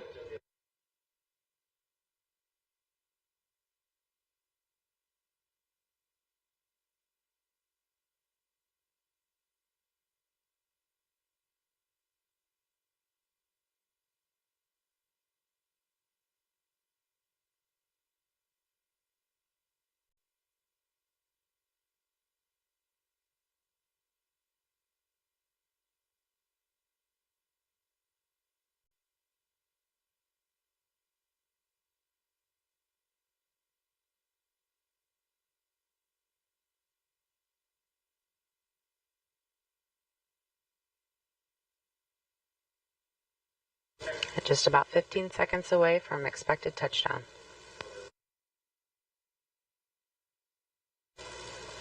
You're seeing the ground there in your screen as we get closer.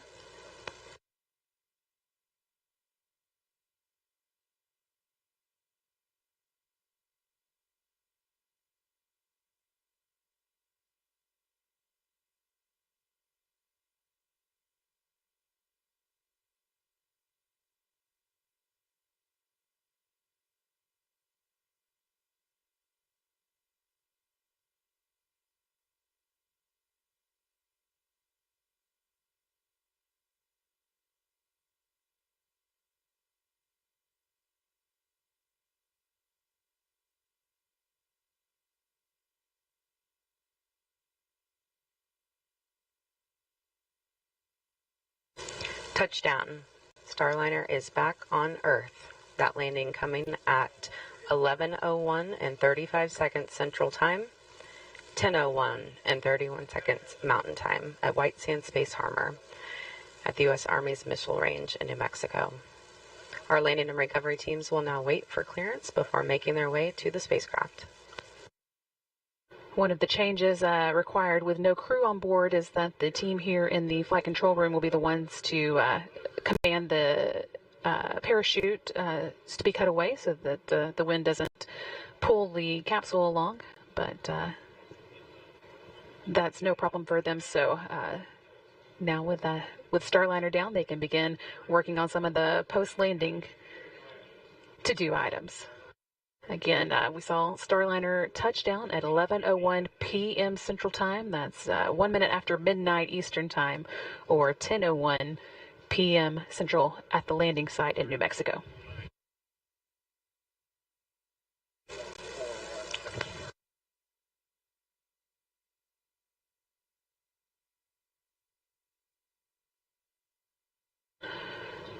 This is a view from the Cessna, still watching the drones slowly make their own way down. Those, of course, are the the drogue parachutes that preceded the main parachutes, first slowing Starliner down before the large parachutes opened.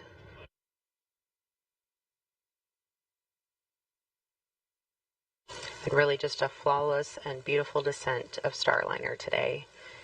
Even heard some cheers and clapping in the background.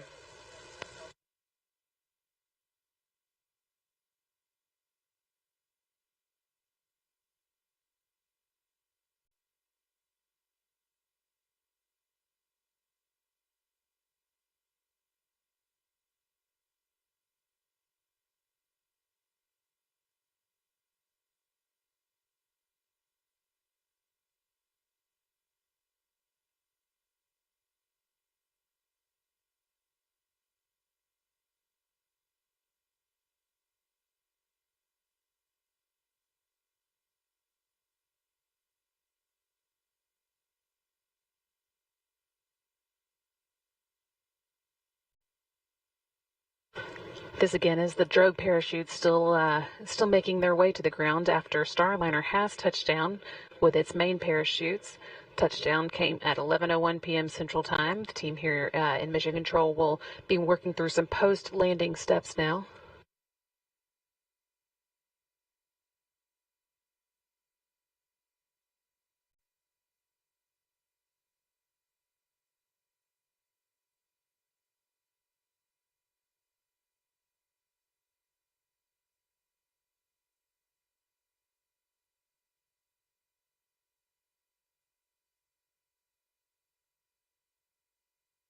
View here of Starliner at its landing site in White Sands at Space Harbor. The landing and recovery teams will soon begin making its way out to them to begin recovering the spacecraft. The team here in Mission Control is polling right now to see if everybody is ready to power off the vehicle. That again is a step that the flight control team has taken over with the lack of crew on board. Once the spacecraft is powered down, they will be transitioning control of the spacecraft over to the landing and recovery team. And it's a little difficult to see in this shot, but there is a strobe light on Starliner that will help the teams follow it out there.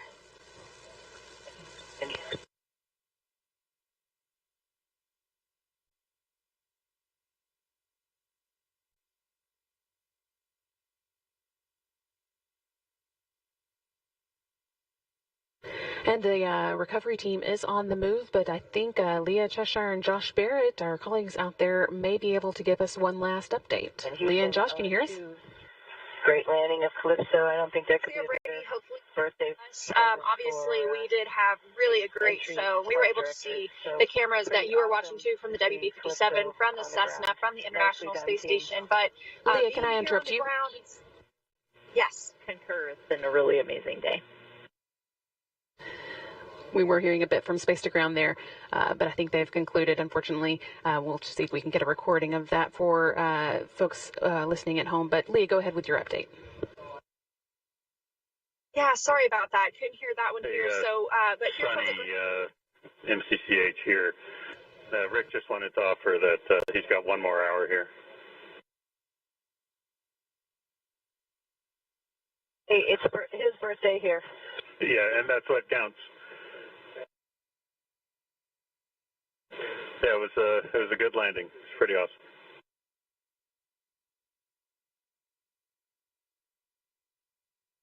You guys are the best. You are the best. Thank you. Sonny Williams there, offering a slightly early happy birthday to Flight Director Rick Hempfling. He will be celebrating his birthday on September 7th, but technically in Houston, we're still a little less than an hour away from that.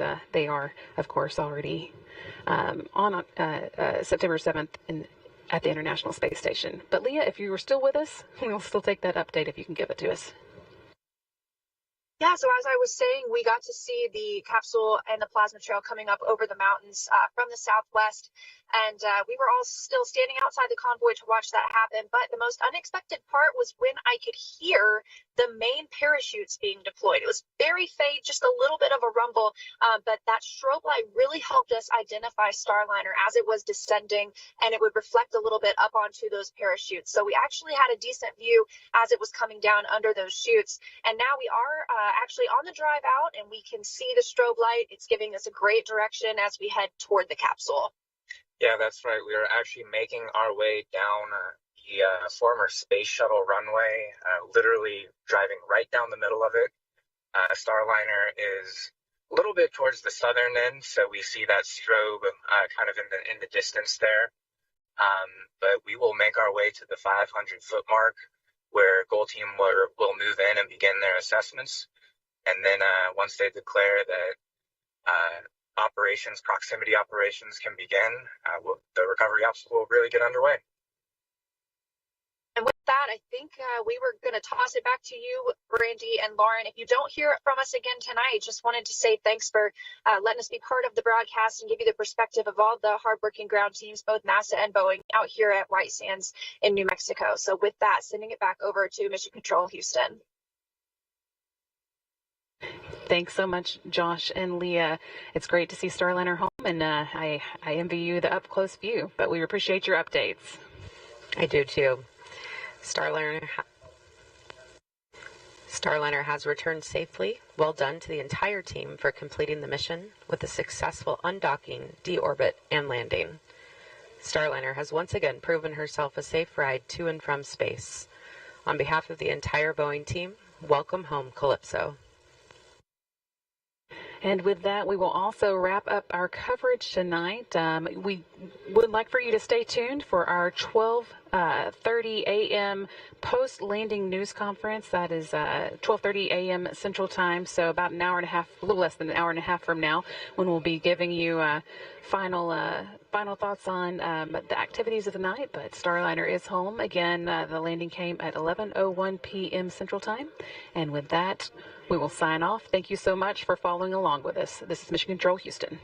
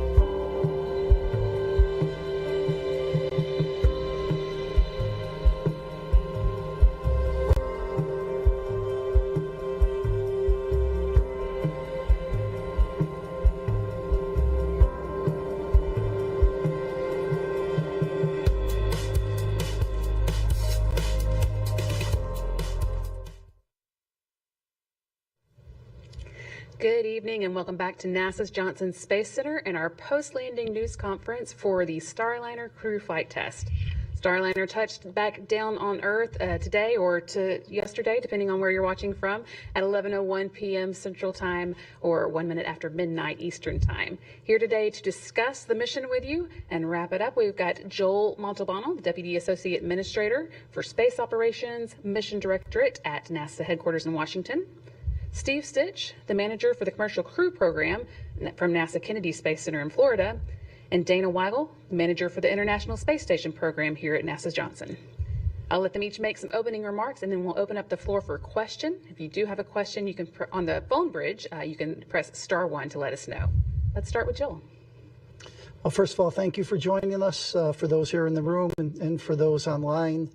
As was said, NASA and Boeing safely returned the Starliner spacecraft just after 11 p.m. Central Time to the White Sands Space Harbor in New Mexico after spending approximately 3 months attached to the International Space Station. It's great to have the Starliner home. A safe and successful landing was exactly what we wanted. It was uncrewed. Everybody see the systems work is exactly what we wanted. It's important to remember this was a test mission, right? This mission. The team spent a lot of time understanding the board, doing additional testing out at White Sands, doing analysis here. And I mean the team, the NASA team, the Boeing team, across the partnership. We work together to get this data and pull things. We did learn a lot. This was a bit of a crew, the Starliner on the Atlas V. And the procedures and the processes for that on approach some manual piloting. We had a successful docking and we had 3 months vehicle on board the International Space Station as we learned to operate with the systems and the crew and the interfaces there. I want to go ahead and thank the Boeing team, the Commercial Crew Program, International Space Station Program, our international partners, and all the engineers that worked on this mission to get us where we are today. With that, I'll hand it over to Steve. Thank you. Yeah, thanks, Joel, and thanks for your interest in the Commercial Crew Program, and thanks for being here at a relatively late hour. It was a great day today to return Starliner. It was great to have a successful undock, the orbit and landing of the vehicle. We're really excited to have Calypso back on the ground. Sonny told the ground team, "You've got this, bring Calypso back," and that's what they did tonight. I am thrilled for our Boeing team and all of our colleagues that worked this mission across the country, on the NASA team and the Boeing team. They've put a lot of heart and soul into this mission over many years, and it's a testament to those people that we got the vehicle back safely today. I can tell you that CFT is very personal to our team and to a lot of the people that worked on the mission, and it represents a tremendous honor to bring the vehicle back, to achieve a lot of test objectives today when we brought the vehicle back, and then really pave the way for future Starliner missions. I'm happy to report Starliner did really well today in the undock, the orbit, and landing sequence. We used the NASA docking system for the second time on the mission to undock from the space station. That system performed really well. It's a derivative system we'll use for Orion down the road, so it was good to pave the way for Orion as well. The spacecraft executed a nominal breakout sequence. The first time we've used that to back away from the station, we backed out to about 5 meters and then did a series of about 12 burns using the service module forward jets. And then we opened, after that sequence of maneuvers, we ended up opening at about 22 kilometers per rev away from the space station. All those thrusters did really well through that SEP sequence, no problems at all. No fail-offs or any problems at all. We had a good chance to look at the helium system today when before we undocked, we repressurized that system. We had a criteria of 8 psi per hour in the ullage system for that, the helium, and we were about 4.5 psi per hour, so the helium system performed really well. And then, when we backed away from the system, or from the space station, we did hot fire a number of thrusters on the service module. All 8 of those forward thrusters worked just great. We were able to look at the thrust of those thrusters, and it was nominal. All were performed at 100%, and we also hot fired 2 aft thrusters, and those worked well. We had great performance from the GNC system, the Guidance Navigation Control, the Vesta system. Last flight on OFT2, we had a little bit of trouble with what we call a calibration maneuver to really make sure that the attitude is good for this space integrated GPS INS system, and that went really well. We had a deorbit burn that executed on time at 11:17 p.m. Central. It was about 130 meters per second, 58-second burn. It was a really good burn, and the service module thrusters performed well for that burn. The OMAX performed well. We watched the burn. We saw a couple things in the starboard doghouse. We talked a little bit about the temperatures there being a little higher. One of the thrusters, S2A2, didn't fail off, but it had a little higher temperature than expected. So we'll look at that data a little bit after the flight. And then another thruster in the top doghouse had a little higher temperature. We intentionally had planned to inhibit the software to let thrusters fail off during the deorbit burn, and that worked fine. So we really need to go back and look at all that data. The service module separated away just fine. That sequence went well. Once we separate the service module, we don't have good insight into those thrusters on the service module, but we expected it to be in the Pacific Ocean, right where we intended it to be. During entry, the vehicle performed great. During entry, it flew just fine. The GNC system performed well. Perfect entry. The one thing that we will have to go look at after the flight is when we hot fired, before we had the entry, we hot fired on the crew module. There's 12 thrusters, and one of the upfiring thrusters did not perform at all. We hot fired it twice, and we used two different methods to talk to it, two different parts of the avionics system, and we never saw any chamber pressure or any pulses there. It looked like this is different than the service module thrusters. It's what we call a monopropellant system. It's very simple. It has a valve that opens, and then the propellant flows across the cat bed, and as it flows across that cat bed, there's a reaction and causes thrust. And for some reason, that thruster did not perform, but we used the redundant thruster on the other manifold. There's another upfiring thruster that worked just fine during entry, but something we'll have to go work at. It was a bullseye landing, great landing out at White Sands. The one thing we worked a little bit during entry is, for some reason, when we came out of the plasma, the navigation system, we call it the SIGI-3, kind of failed off temporarily, and then that system was brought back on, and it was tracking just fine. SIGI-2 also had a couple little hiccups during entry. We'll have to go look at that. That's really the only things that happened during entry. The sublimator that we had a little trouble with, that's a cooling device that is used to cool the vehicle during entry. It performed really well. We had a little trouble forming what we call an ice block on that during ascent, and that performed great tonight. It's really great to get the spacecraft back, and then we'll start the next steps. So I've been talking to the Boeing team already about next steps. We want to get into the spacecraft and start working on the helium system. We talked about, we know we have a seal that we've got to go replace on the flanges on the RCS thrusters. We need to upgrade that material to make it hypergol compatible, and then maybe a little bigger size. We'll do that.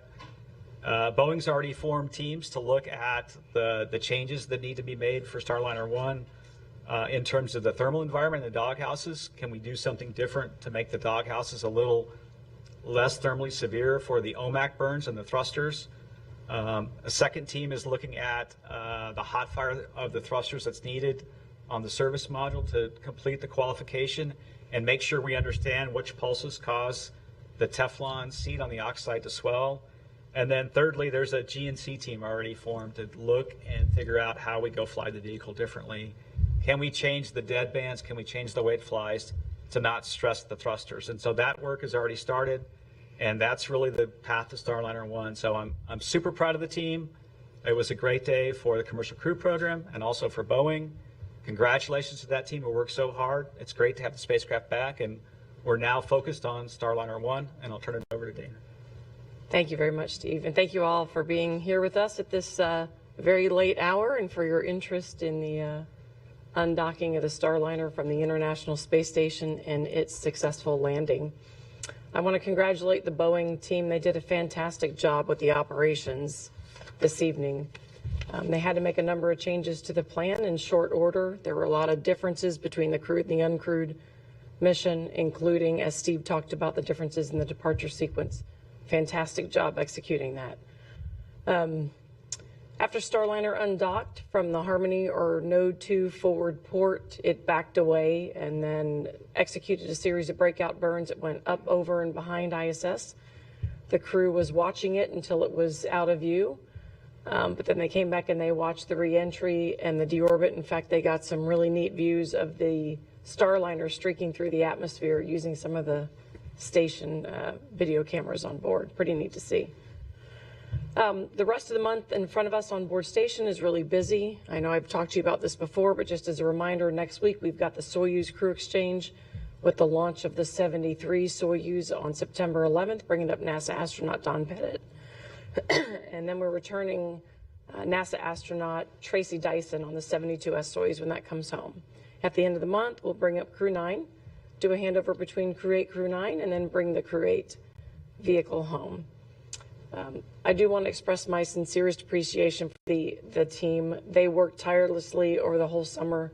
You know, we had the Starliner on board station for months. Most folks were working nights, weekends. They did an excellent job. The proof is in getting the vehicle safely home today. I know we've got a lot of things that we learned on the mission. We've got work in front of us, but I know that we've got the right teams in place to tackle these challenges and help us fly our future Starliner missions. And with that, I will hand it back over to Brandy. All right, thank you. Okay, so we're going to start with questions here in the room, then we'll take them from the phone bridge. A reminder, if you're joining us by phone, let us know you have a question by pressing *1. And if your question gets answered and you want to withdraw it, you can press *2 to get out of the queue. But let's start here in the room. How about Eric? Hi, Eric Berg with Ars Technica. Thanks for the great show tonight. That was really a stunning reentry. I wanted to ask about the arc of the commercial crew program. I was going to ask both Boeing and NASA, but I guess they didn't show up for some reason. But anyway, it's been a decade since the CCT CAP awards were given out. I had to go look up that acronym. I'd forgotten it.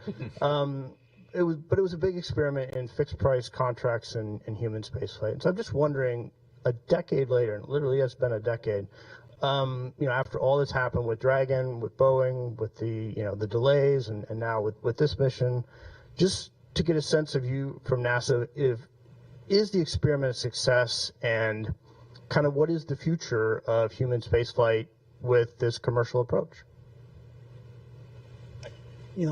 I'll start, from a commercial standpoint.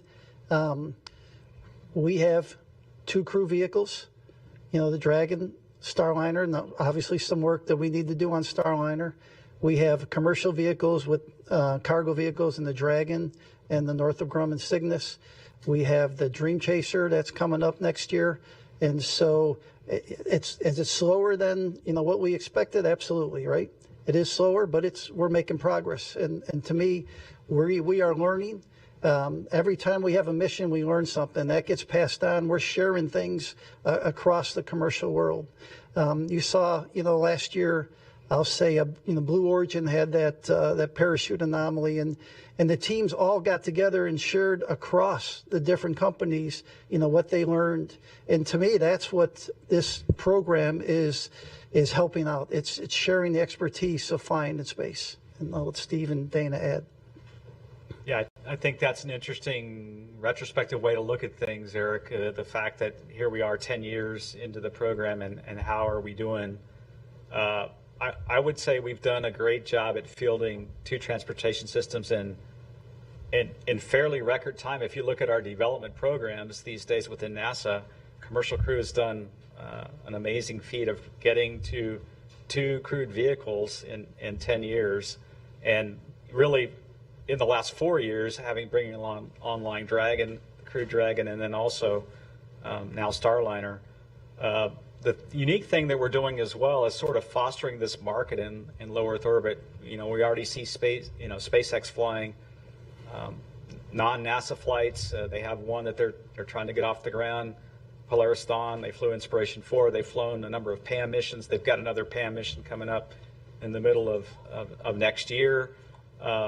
So you're starting to see that market get fostered in non-NASA missions, which was what we want. And then if you really think about our vehicles and what we really want to do Space station's a great vehicle. It's an awesome place, but at some point, the space station is going to need to be retired. And so we're preparing vehicles right now to be there in the future for these commercial LEO destinations as well. So I think it's been an interesting, as you said, and when we started, it was kind of an experiment on the heels of cargo. But now we're starting to see, the benefits of the investments by both NASA and our partners. And that's the one thing that's different about our program is there's investment from both the NASA side and also, in my case, SpaceX and Boeing to make the vehicles safe and successful. All right.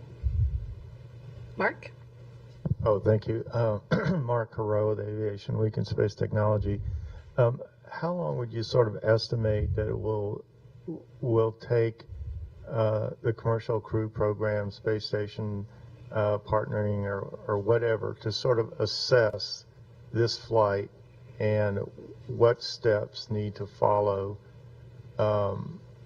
just kind of to make a full report that you're all satisfied with that lay out steps ahead? Yeah, I think the timeline is a little bit, we're going to take our time to figure out what we need to do to go fly Starliner 1 right. We've laid out right now, manifest-wise, we have that flight booked next year in the second slot of the year. The first thing we'll do when we get the vehicle back is continue to look at all the data, look at the thruster performance for this phase of flight in detail. And then we already have these teams that I've talked about established. They're going to start meeting weekly on looking at the design changes required in the helium system to eliminate the leaks. And then can we fly the vehicle different? Can we change the thermal in the doghouses? What testing do we need at White Sands? It'll take a little time to lay that out and then get into the testing. And then, I think we'll see where we're at in another month or so, and then we'll have a little bit better idea of what the overall schedule will be. Okay. Gina, go ahead. Gina Sinceri, ABC News. I'm not sure who wants this, but we heard a lot about the problems, but what about Starliner's performance particularly impressed you or surprised you in a positive fashion? Yeah, I would say not a surprise, but if I just look at the 3 flights we've flown, OFT-1, OFT-2, and CFT, the Starliner performance and executing the entry phase has been just about flawless, other than the problem we see with the SIGI when it comes out of the plasma a little bit. It has a little trouble acquiring in one of the receivers, it seems. But if I look at the way the vehicle flies, the thruster performance, hitting the target at the landing site, the parachute deploys, separating the forward heat shield, and getting the drogue parachutes out, stabilizing the vehicle, then putting the main parachutes out, and then separating the heat shield, which is a complicated separation, and deploying the airbags. The third time now we've landed a capsule in the U.S. on land.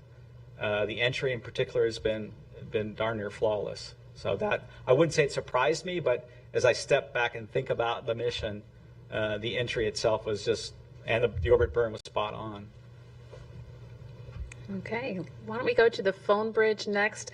We will start with Marcia Dunn with the Associated Press. Yes, hi. Probably for you, Steve. It sounds like you won't require another test flight, that an operational Starliner 1 with the crew will be next. Is that how it looks as of today? Am I understanding that correctly, that the next flight will be fully certified, ready to go with the crew to be a real crew swap? Thanks. Yeah, I would say it's probably too early to think about exactly what the next flight looks like. I think we want to take the steps to go look at all the data. Certainly our goal is to get to the rotation flight. Our goal all along has been to have, one flight a year, one flight from Boeing Starliner and another flight from SpaceX with Dragon. So it'll take a little time to determine the path forward. But today we saw the vehicle perform really well. We've got some things we know we've got to go work on, and we'll go do that and fix those things and then go fly when we're ready. So. Thank you, Marcia. How about Bill Harwood with CBS News? Yeah, thanks. And actually, Marcia just asked my question, so let me ask you a different one for Steve Stitch. If a crew had been on board the spacecraft tonight, would anything have been different or would it just have been the same reentry we saw? Basically, I mean, I know you had a quick fly out to get away from the station without the crew on board, but just from a crew standpoint, if they had been on board, just for the record, everything would have been fine. Is that correct? Yeah, if we'd have had a crew on board the spacecraft, we would have flown the same back away sequence from the space station and the same deorbit burn and executed the same entry. And so it would have been a safe, successful landing with the crew on board had we have had Butch and Sonny on board. I know that you don't have second thoughts about these things, but would you have any second thoughts about the decision not to bring them back if you had it to do over again, knowing what you know now about the landing?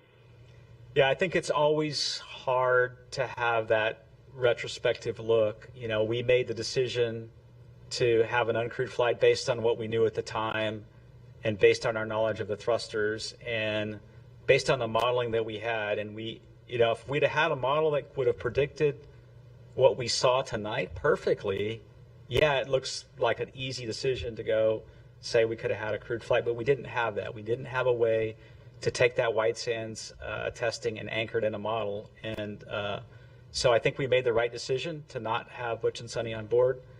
It's awfully hard for the team. It's hard for me when we sit here and have a successful landing to be in that position. But you know, it was a test flight, and we didn't have confidence with the certainty of the thruster performance, and that's really what led us to choose to have the uncrewed test flight.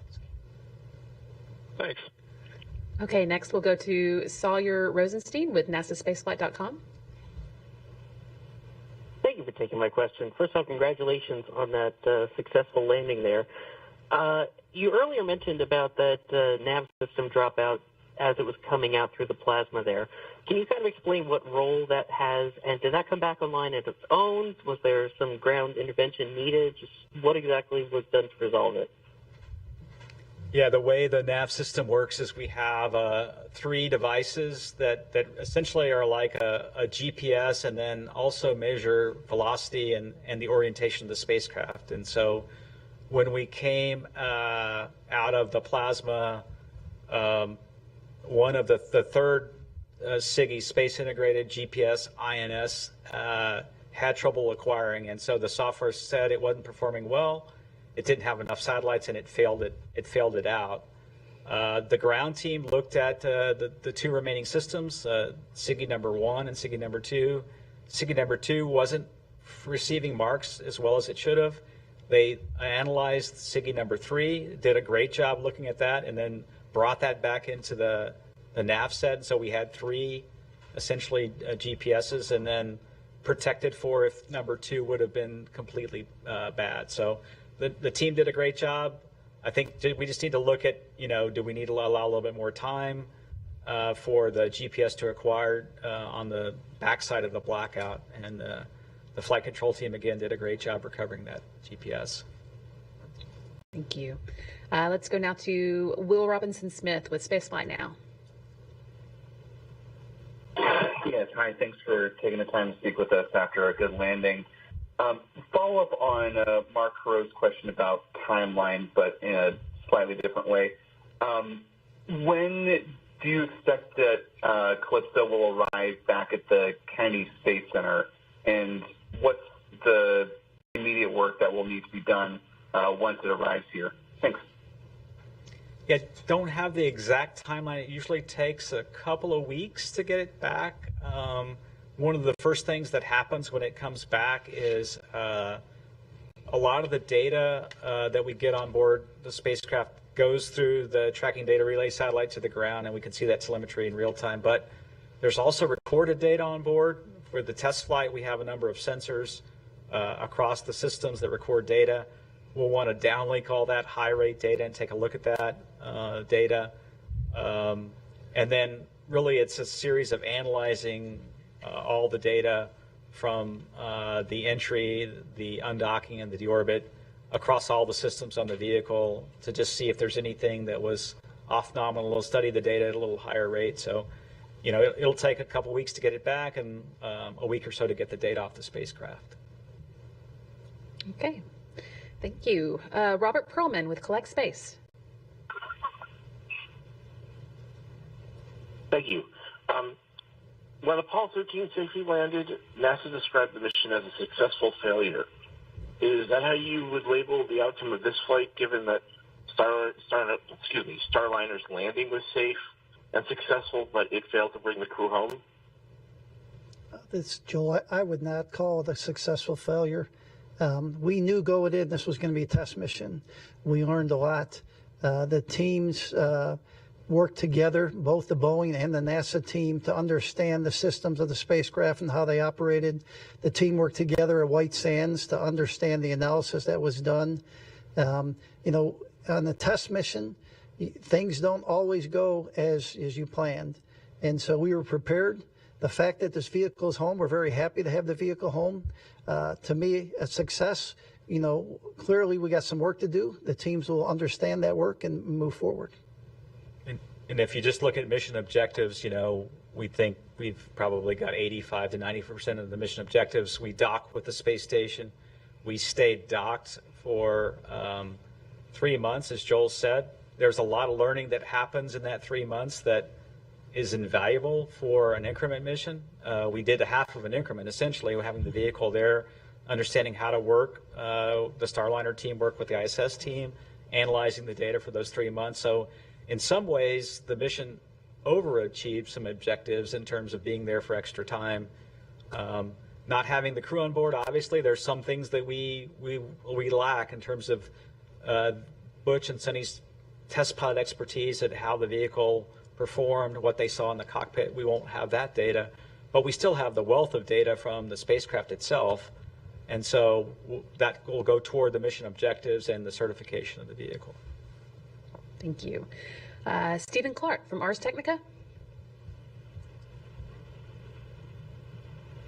Hi, good morning. Thanks for taking my question. A couple ones, if I could.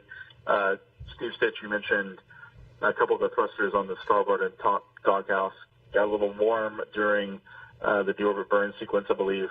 You said you inhibited some of the limits to prevent them from failing off during that deorbit burn. If those normal limits have been in place, would those thrusters have been deselected at the temperatures they reached? And also, since no one from Boeing is there, Steve, I'll ask you this.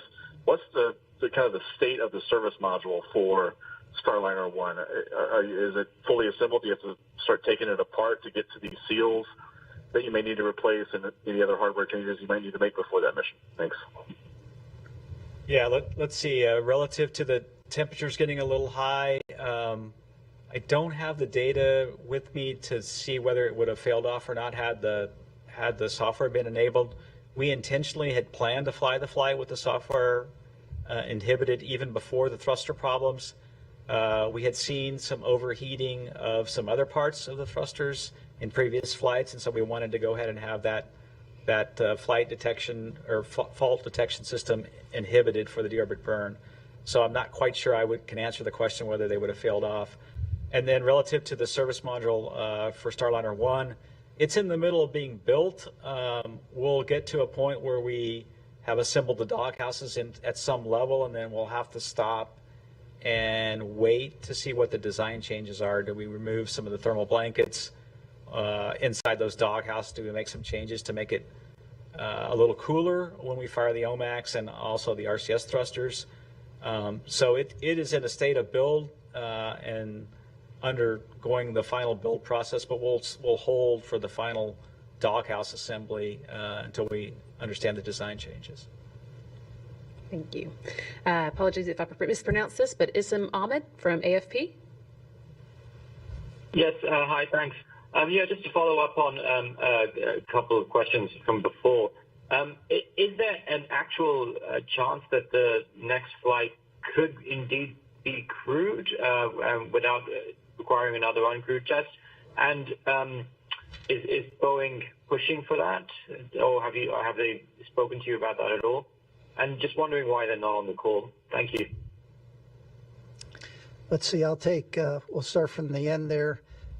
We did talk to Boeing before this. They deferred to NASA to represent the mission. I will tell you that Boeing has critical work that they do for NASA in the International Space Station program, the Commercial Crew program, and the Space Launch Systems program. And their work is critical to our success, and we fully expect Boeing to continue all three of those programs.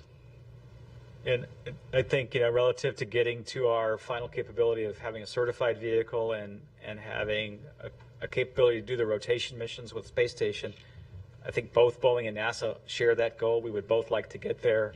I think we just need a little time to lay out the plan and look at what testing is required and look at how can we validate that testing in flight, and then what would be the risk with proceeding once we understand the design changes. So we just need a little time to work through that. Let's go next to Jackie Goddard with Times of London. Hello, thank you. Yeah, just following up on that last question. We're not getting a straight answer to why aren't Boeing here. I know you all want to be diplomatic, but can you kind of give us an open, honest assessment of, is there a kind of healing process that now lies ahead? This kind of should be a sort of moment of celebration, but we don't have the Boeing folks here at the table. There's no explanation why. It doesn't appear that there's joyful unity, if there is. How do you folks fix the rift? Is there a rift? Is there damage being done to the relationship? Thank you. Okay, so I'll answer again. We talked to Boeing. They said, hey, we'd like NASA and to take the press brief. They deferred to us to talk the mission. I can tell you that the three of us have all talked to the Boeing managers after the landing. The Boeing managers came into the control room and congratulated the team, talked to the NASA team. And so Boeing is committed to continue their work with us. And I think, from a human perspective, all of us feel happy about the successful landing, but then there's a piece of us, all of us, that we wish it would have been the way we had planned it. We had planned to have the mission land with Butch and Sonny on board. I think there's, depending on who you are on the team, different emotions associated with that. And, I think it's going to take a little time to work through that. For me, a little bit, and then for everybody else on the Boeing and NASA team. So. Okay, next up we have Micah Maiden-Burr from Wall Street Journal. Hey, everyone. I think this would be for Steve. Steve, closing the mission, I think, unlocks a milestone payment for Boeing. Is that right? And how much would that payment be? And would Boeing get all of any payment, because Starliner came back uncrewed and I think, as you mentioned a couple minutes ago, got to 85 or 90% of the objectives for the flight? Thanks. Yeah, so there are a couple milestones out there relative to ops readiness that we'll have to assess, and then certification is the big one. That's the big one that's coming up, and we were working toward that. We'll have to look at, relative to the systems that need to be changed, what does that mean for certification? There were some changes to the vehicle that we talked about pre-flight, that there's some changes to the suits that are going to happen, changes to the seats that affect certification. And then obviously another aspect that has to happen for certification is we need the vehicle to go to both Node 2 forward and Zenith port. And those are all wrapped up in certification. So we're in the process right now of laying all that work out in terms of what we had planned to do, and then obviously what the changes are. And then we'll assess that milestone when it's the right time. Okay, next we'll hear from Marcia Smith with Space Policy Online.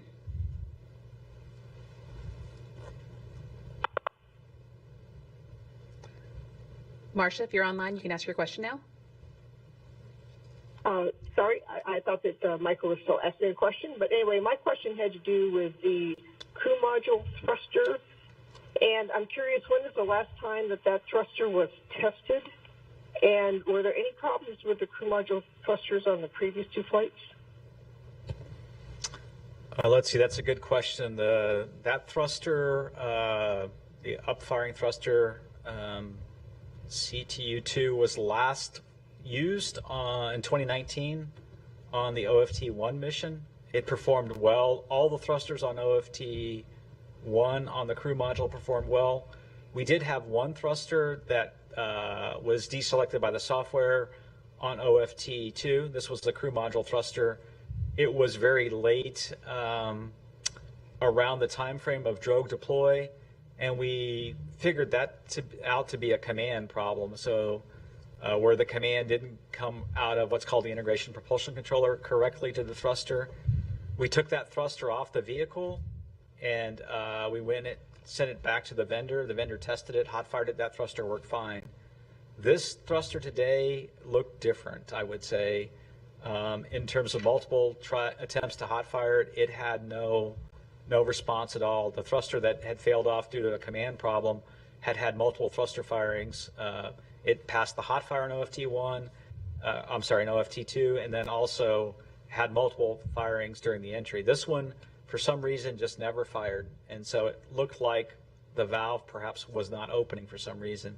So we'll have to take that thruster off the vehicle when we get it back to the C3PF, send it back to the vendor for some analysis, and then we'll know more about what the fixes are for that as well. Okay, now we are going to go to David Curley with Full Throttle.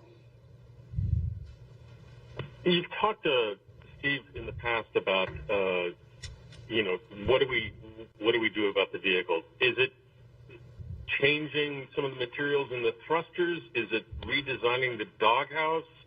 I know you have a lot to learn still, and so does Boeing, but how much work do you think is actually ahead? Is it just using a computer to tell the thrusters to fire in a certain way as you did on reentry today to change their performance? What do you actually think you'll have to do? Yeah, that's a good question, and we have again several teams off looking at that. What we would like to do is try not to change the thruster. I think that is the best path. The thrusters have shown resilience and have shown that they perform well as long as we keep their temperatures down and don't fire them in a manner that causes the temperatures to go up, that then causes either the vaporization of the oxidizer, which causes low thrust, or the poppet swells. Today, obviously, the thrusters had all recovered at station, and obviously it looked like today we didn't have those high temperatures. We knew that the downhill phase would be a little less demanding on the thruster than the uphill phase.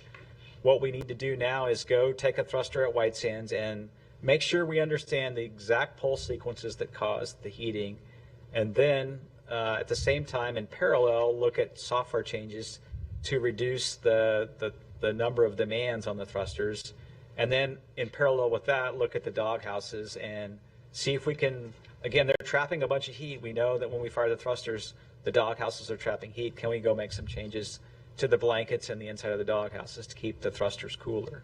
So it's really 3 different thrusts, I would say. Okay, next up we have Jonathan Woods with Working Tens. Hey, thanks for your time this morning.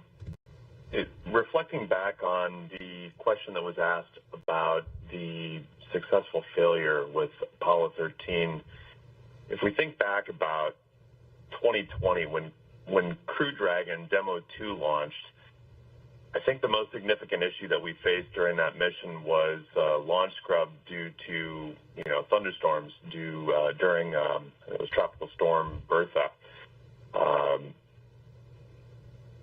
Thinking about that, when we say this mission is a success, how do we position this versus the relative success of a 60-odd day mission with Demo 2 compared to the insurmountable challenges, the testing, and everything that had to transpire to make the difficult decision to keep crew on board station for a very long duration mission? Yeah, I'll take it and see if Joel has anything to add. When I look back at Demo 2, Demo 2 was very clean in flight. However, I think a lot of people forget that after landing, we discovered there's a device called a tension tie that goes in between the Dragon spacecraft and the trunk that attaches the two together. And there's a very complicated thermal protection system closeout around those tension ties. We found out after the flight that we had some erosion around that thermal protection system area, and we had to go change the design in between Demo 2 and Crew 1. We made some substantial changes to that closeout and then went and flew. So Demo 2 had its challenges as well. I think every test flight has its challenges. What we see with Starliner is a very robust spacecraft, but yet we have some challenges with the thrusters that we've got to go attack and move forward and fix. I wouldn't call them insurmountable. I think, you know, what we've seen out of the Boeing and NASA team is a resilience and able to overcome challenges, and we just need a little time to go work through it. I think we learned a ton during this flight, which is invaluable moving forward to Starliner 1. Now we just need to take that learning and make some changes to the system so that we don't overheat the thrusters, and I'll see if Joel has anything to add. Yeah, the only thing I'll add is, you know, the lessons learned that we have on these demo missions play forward to other future missions. You know, the question was asked earlier, do you think the programs, the commercial programs have been a success? And yes, these lessons learned that we're able to take from both the Boeing mission and from the Dragon missions are lessons that we are carrying forward for future missions and future providers, such that we can continue to develop the low Earth orbit commercial. I would just add that it's really hard to compare the Demo 2 mission to this mission. Keep in mind that we took a different path with the Dragon vehicles. We developed cargo capability first. So by and large, things like dealing with prop systems and a lot of the things that we're now learning with this crewed flight test were dealt with during the cargo era. And then we upgraded the vehicle for crew. So very different development paths between the two spacecraft. That's a really good point. Thank you. Okay, next we're going to hear from Mike Wall with, I'm sorry, it disappeared, but Mike Wall.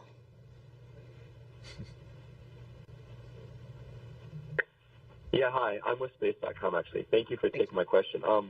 Yeah, I just wanted to say, first of all, congratulations on a successful landing. And second, I was just wondering if you heard anything more from Butch and Sunny, just kind of how they're feeling today, what their reactions were to the landing, and just how they're feeling about, like the next few months that they'll be spending on orbit.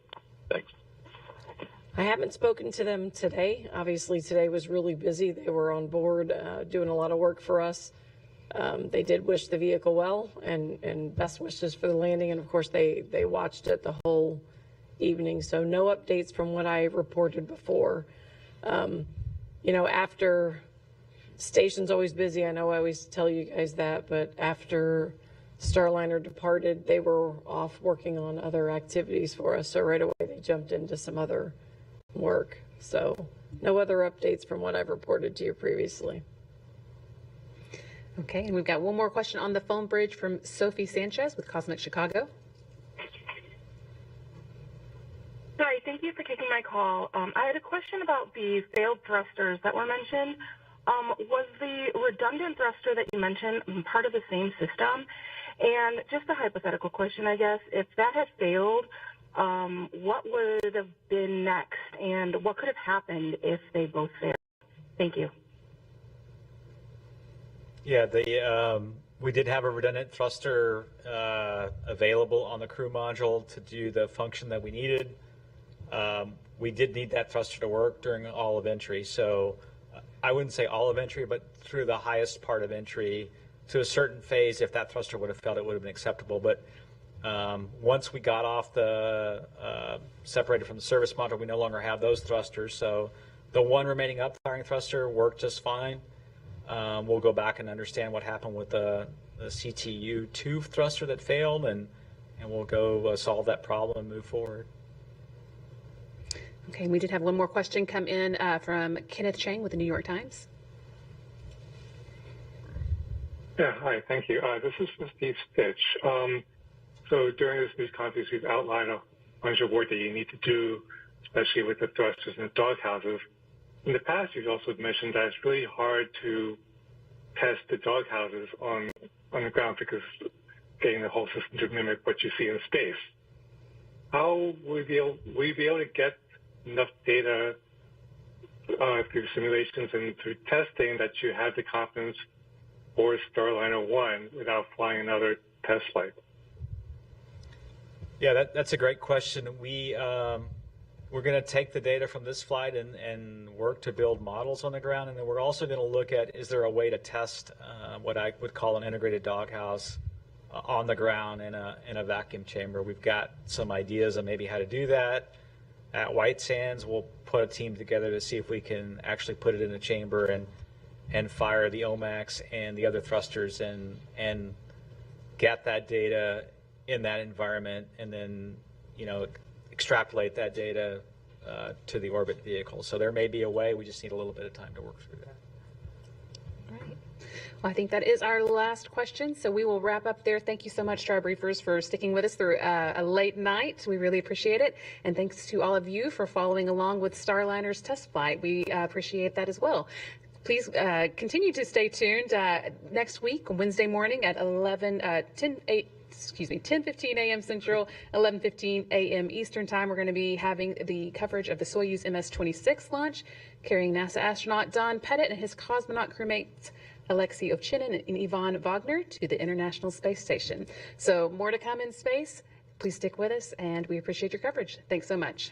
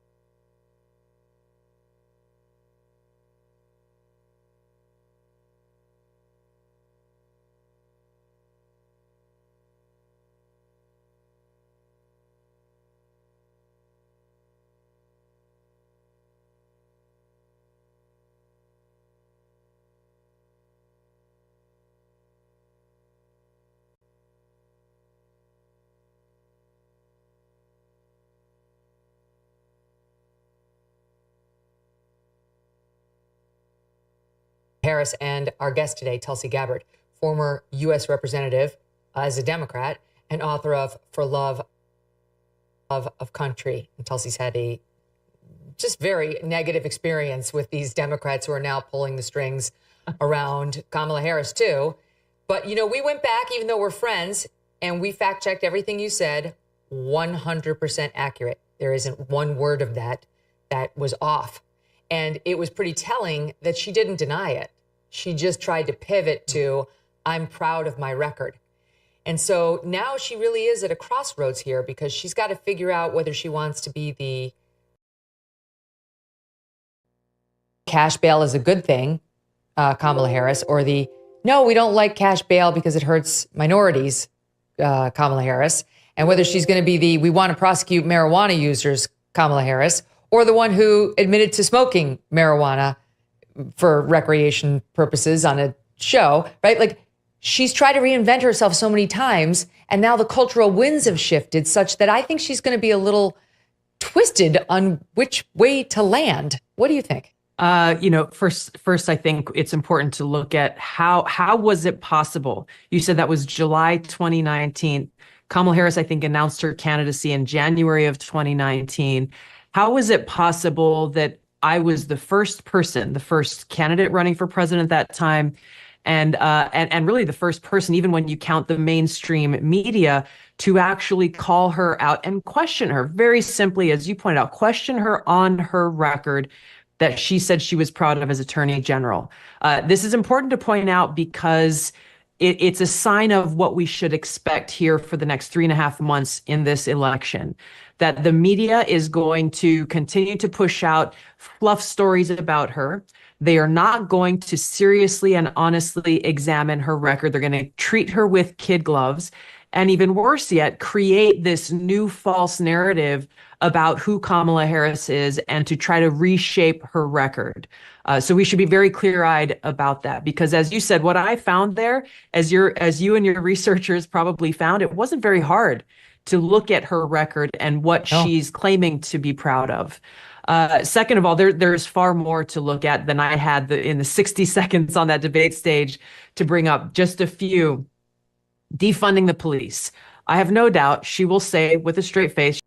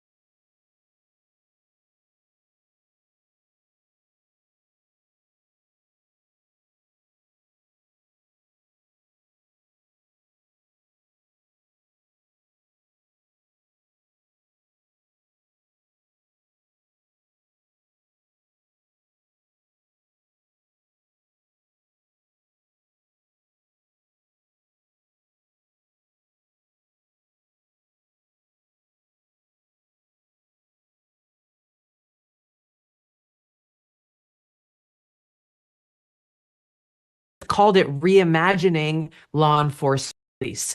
I have no doubt she will say with a straight face she did not support defunding the police, but the fact is that she did. She may have called it reimagining law enforcement, but in reality, what she was advocating for, even as vice president, was to take funding away from our law enforcement and divert it elsewhere. And this has come, we've seen in cities that have actually implemented this policy and what a failure it has been and how it has made our communities in this country far less safe and increased crimes, violent crimes, and so forth, literally because they have defunded the police. You look back during her time as Attorney General, she promoted charging parents with a misdemeanor for truancy if their kids missed more than 10% of days in school. Well, and she passed this into law, and it negatively impacted so many families who, for one reason or another, maybe they had pulled their kids out and were homeschooling them, or maybe a family member got sick and they weren't able to take their kids to school for a whole number of reasons. She turned parents into criminals, charging them with misdemeanors that could result in up to a year in jail, hauling single moms out of their homes in handcuffs. This is the kind of top cop prosecutor that Kamala Harris is proud of.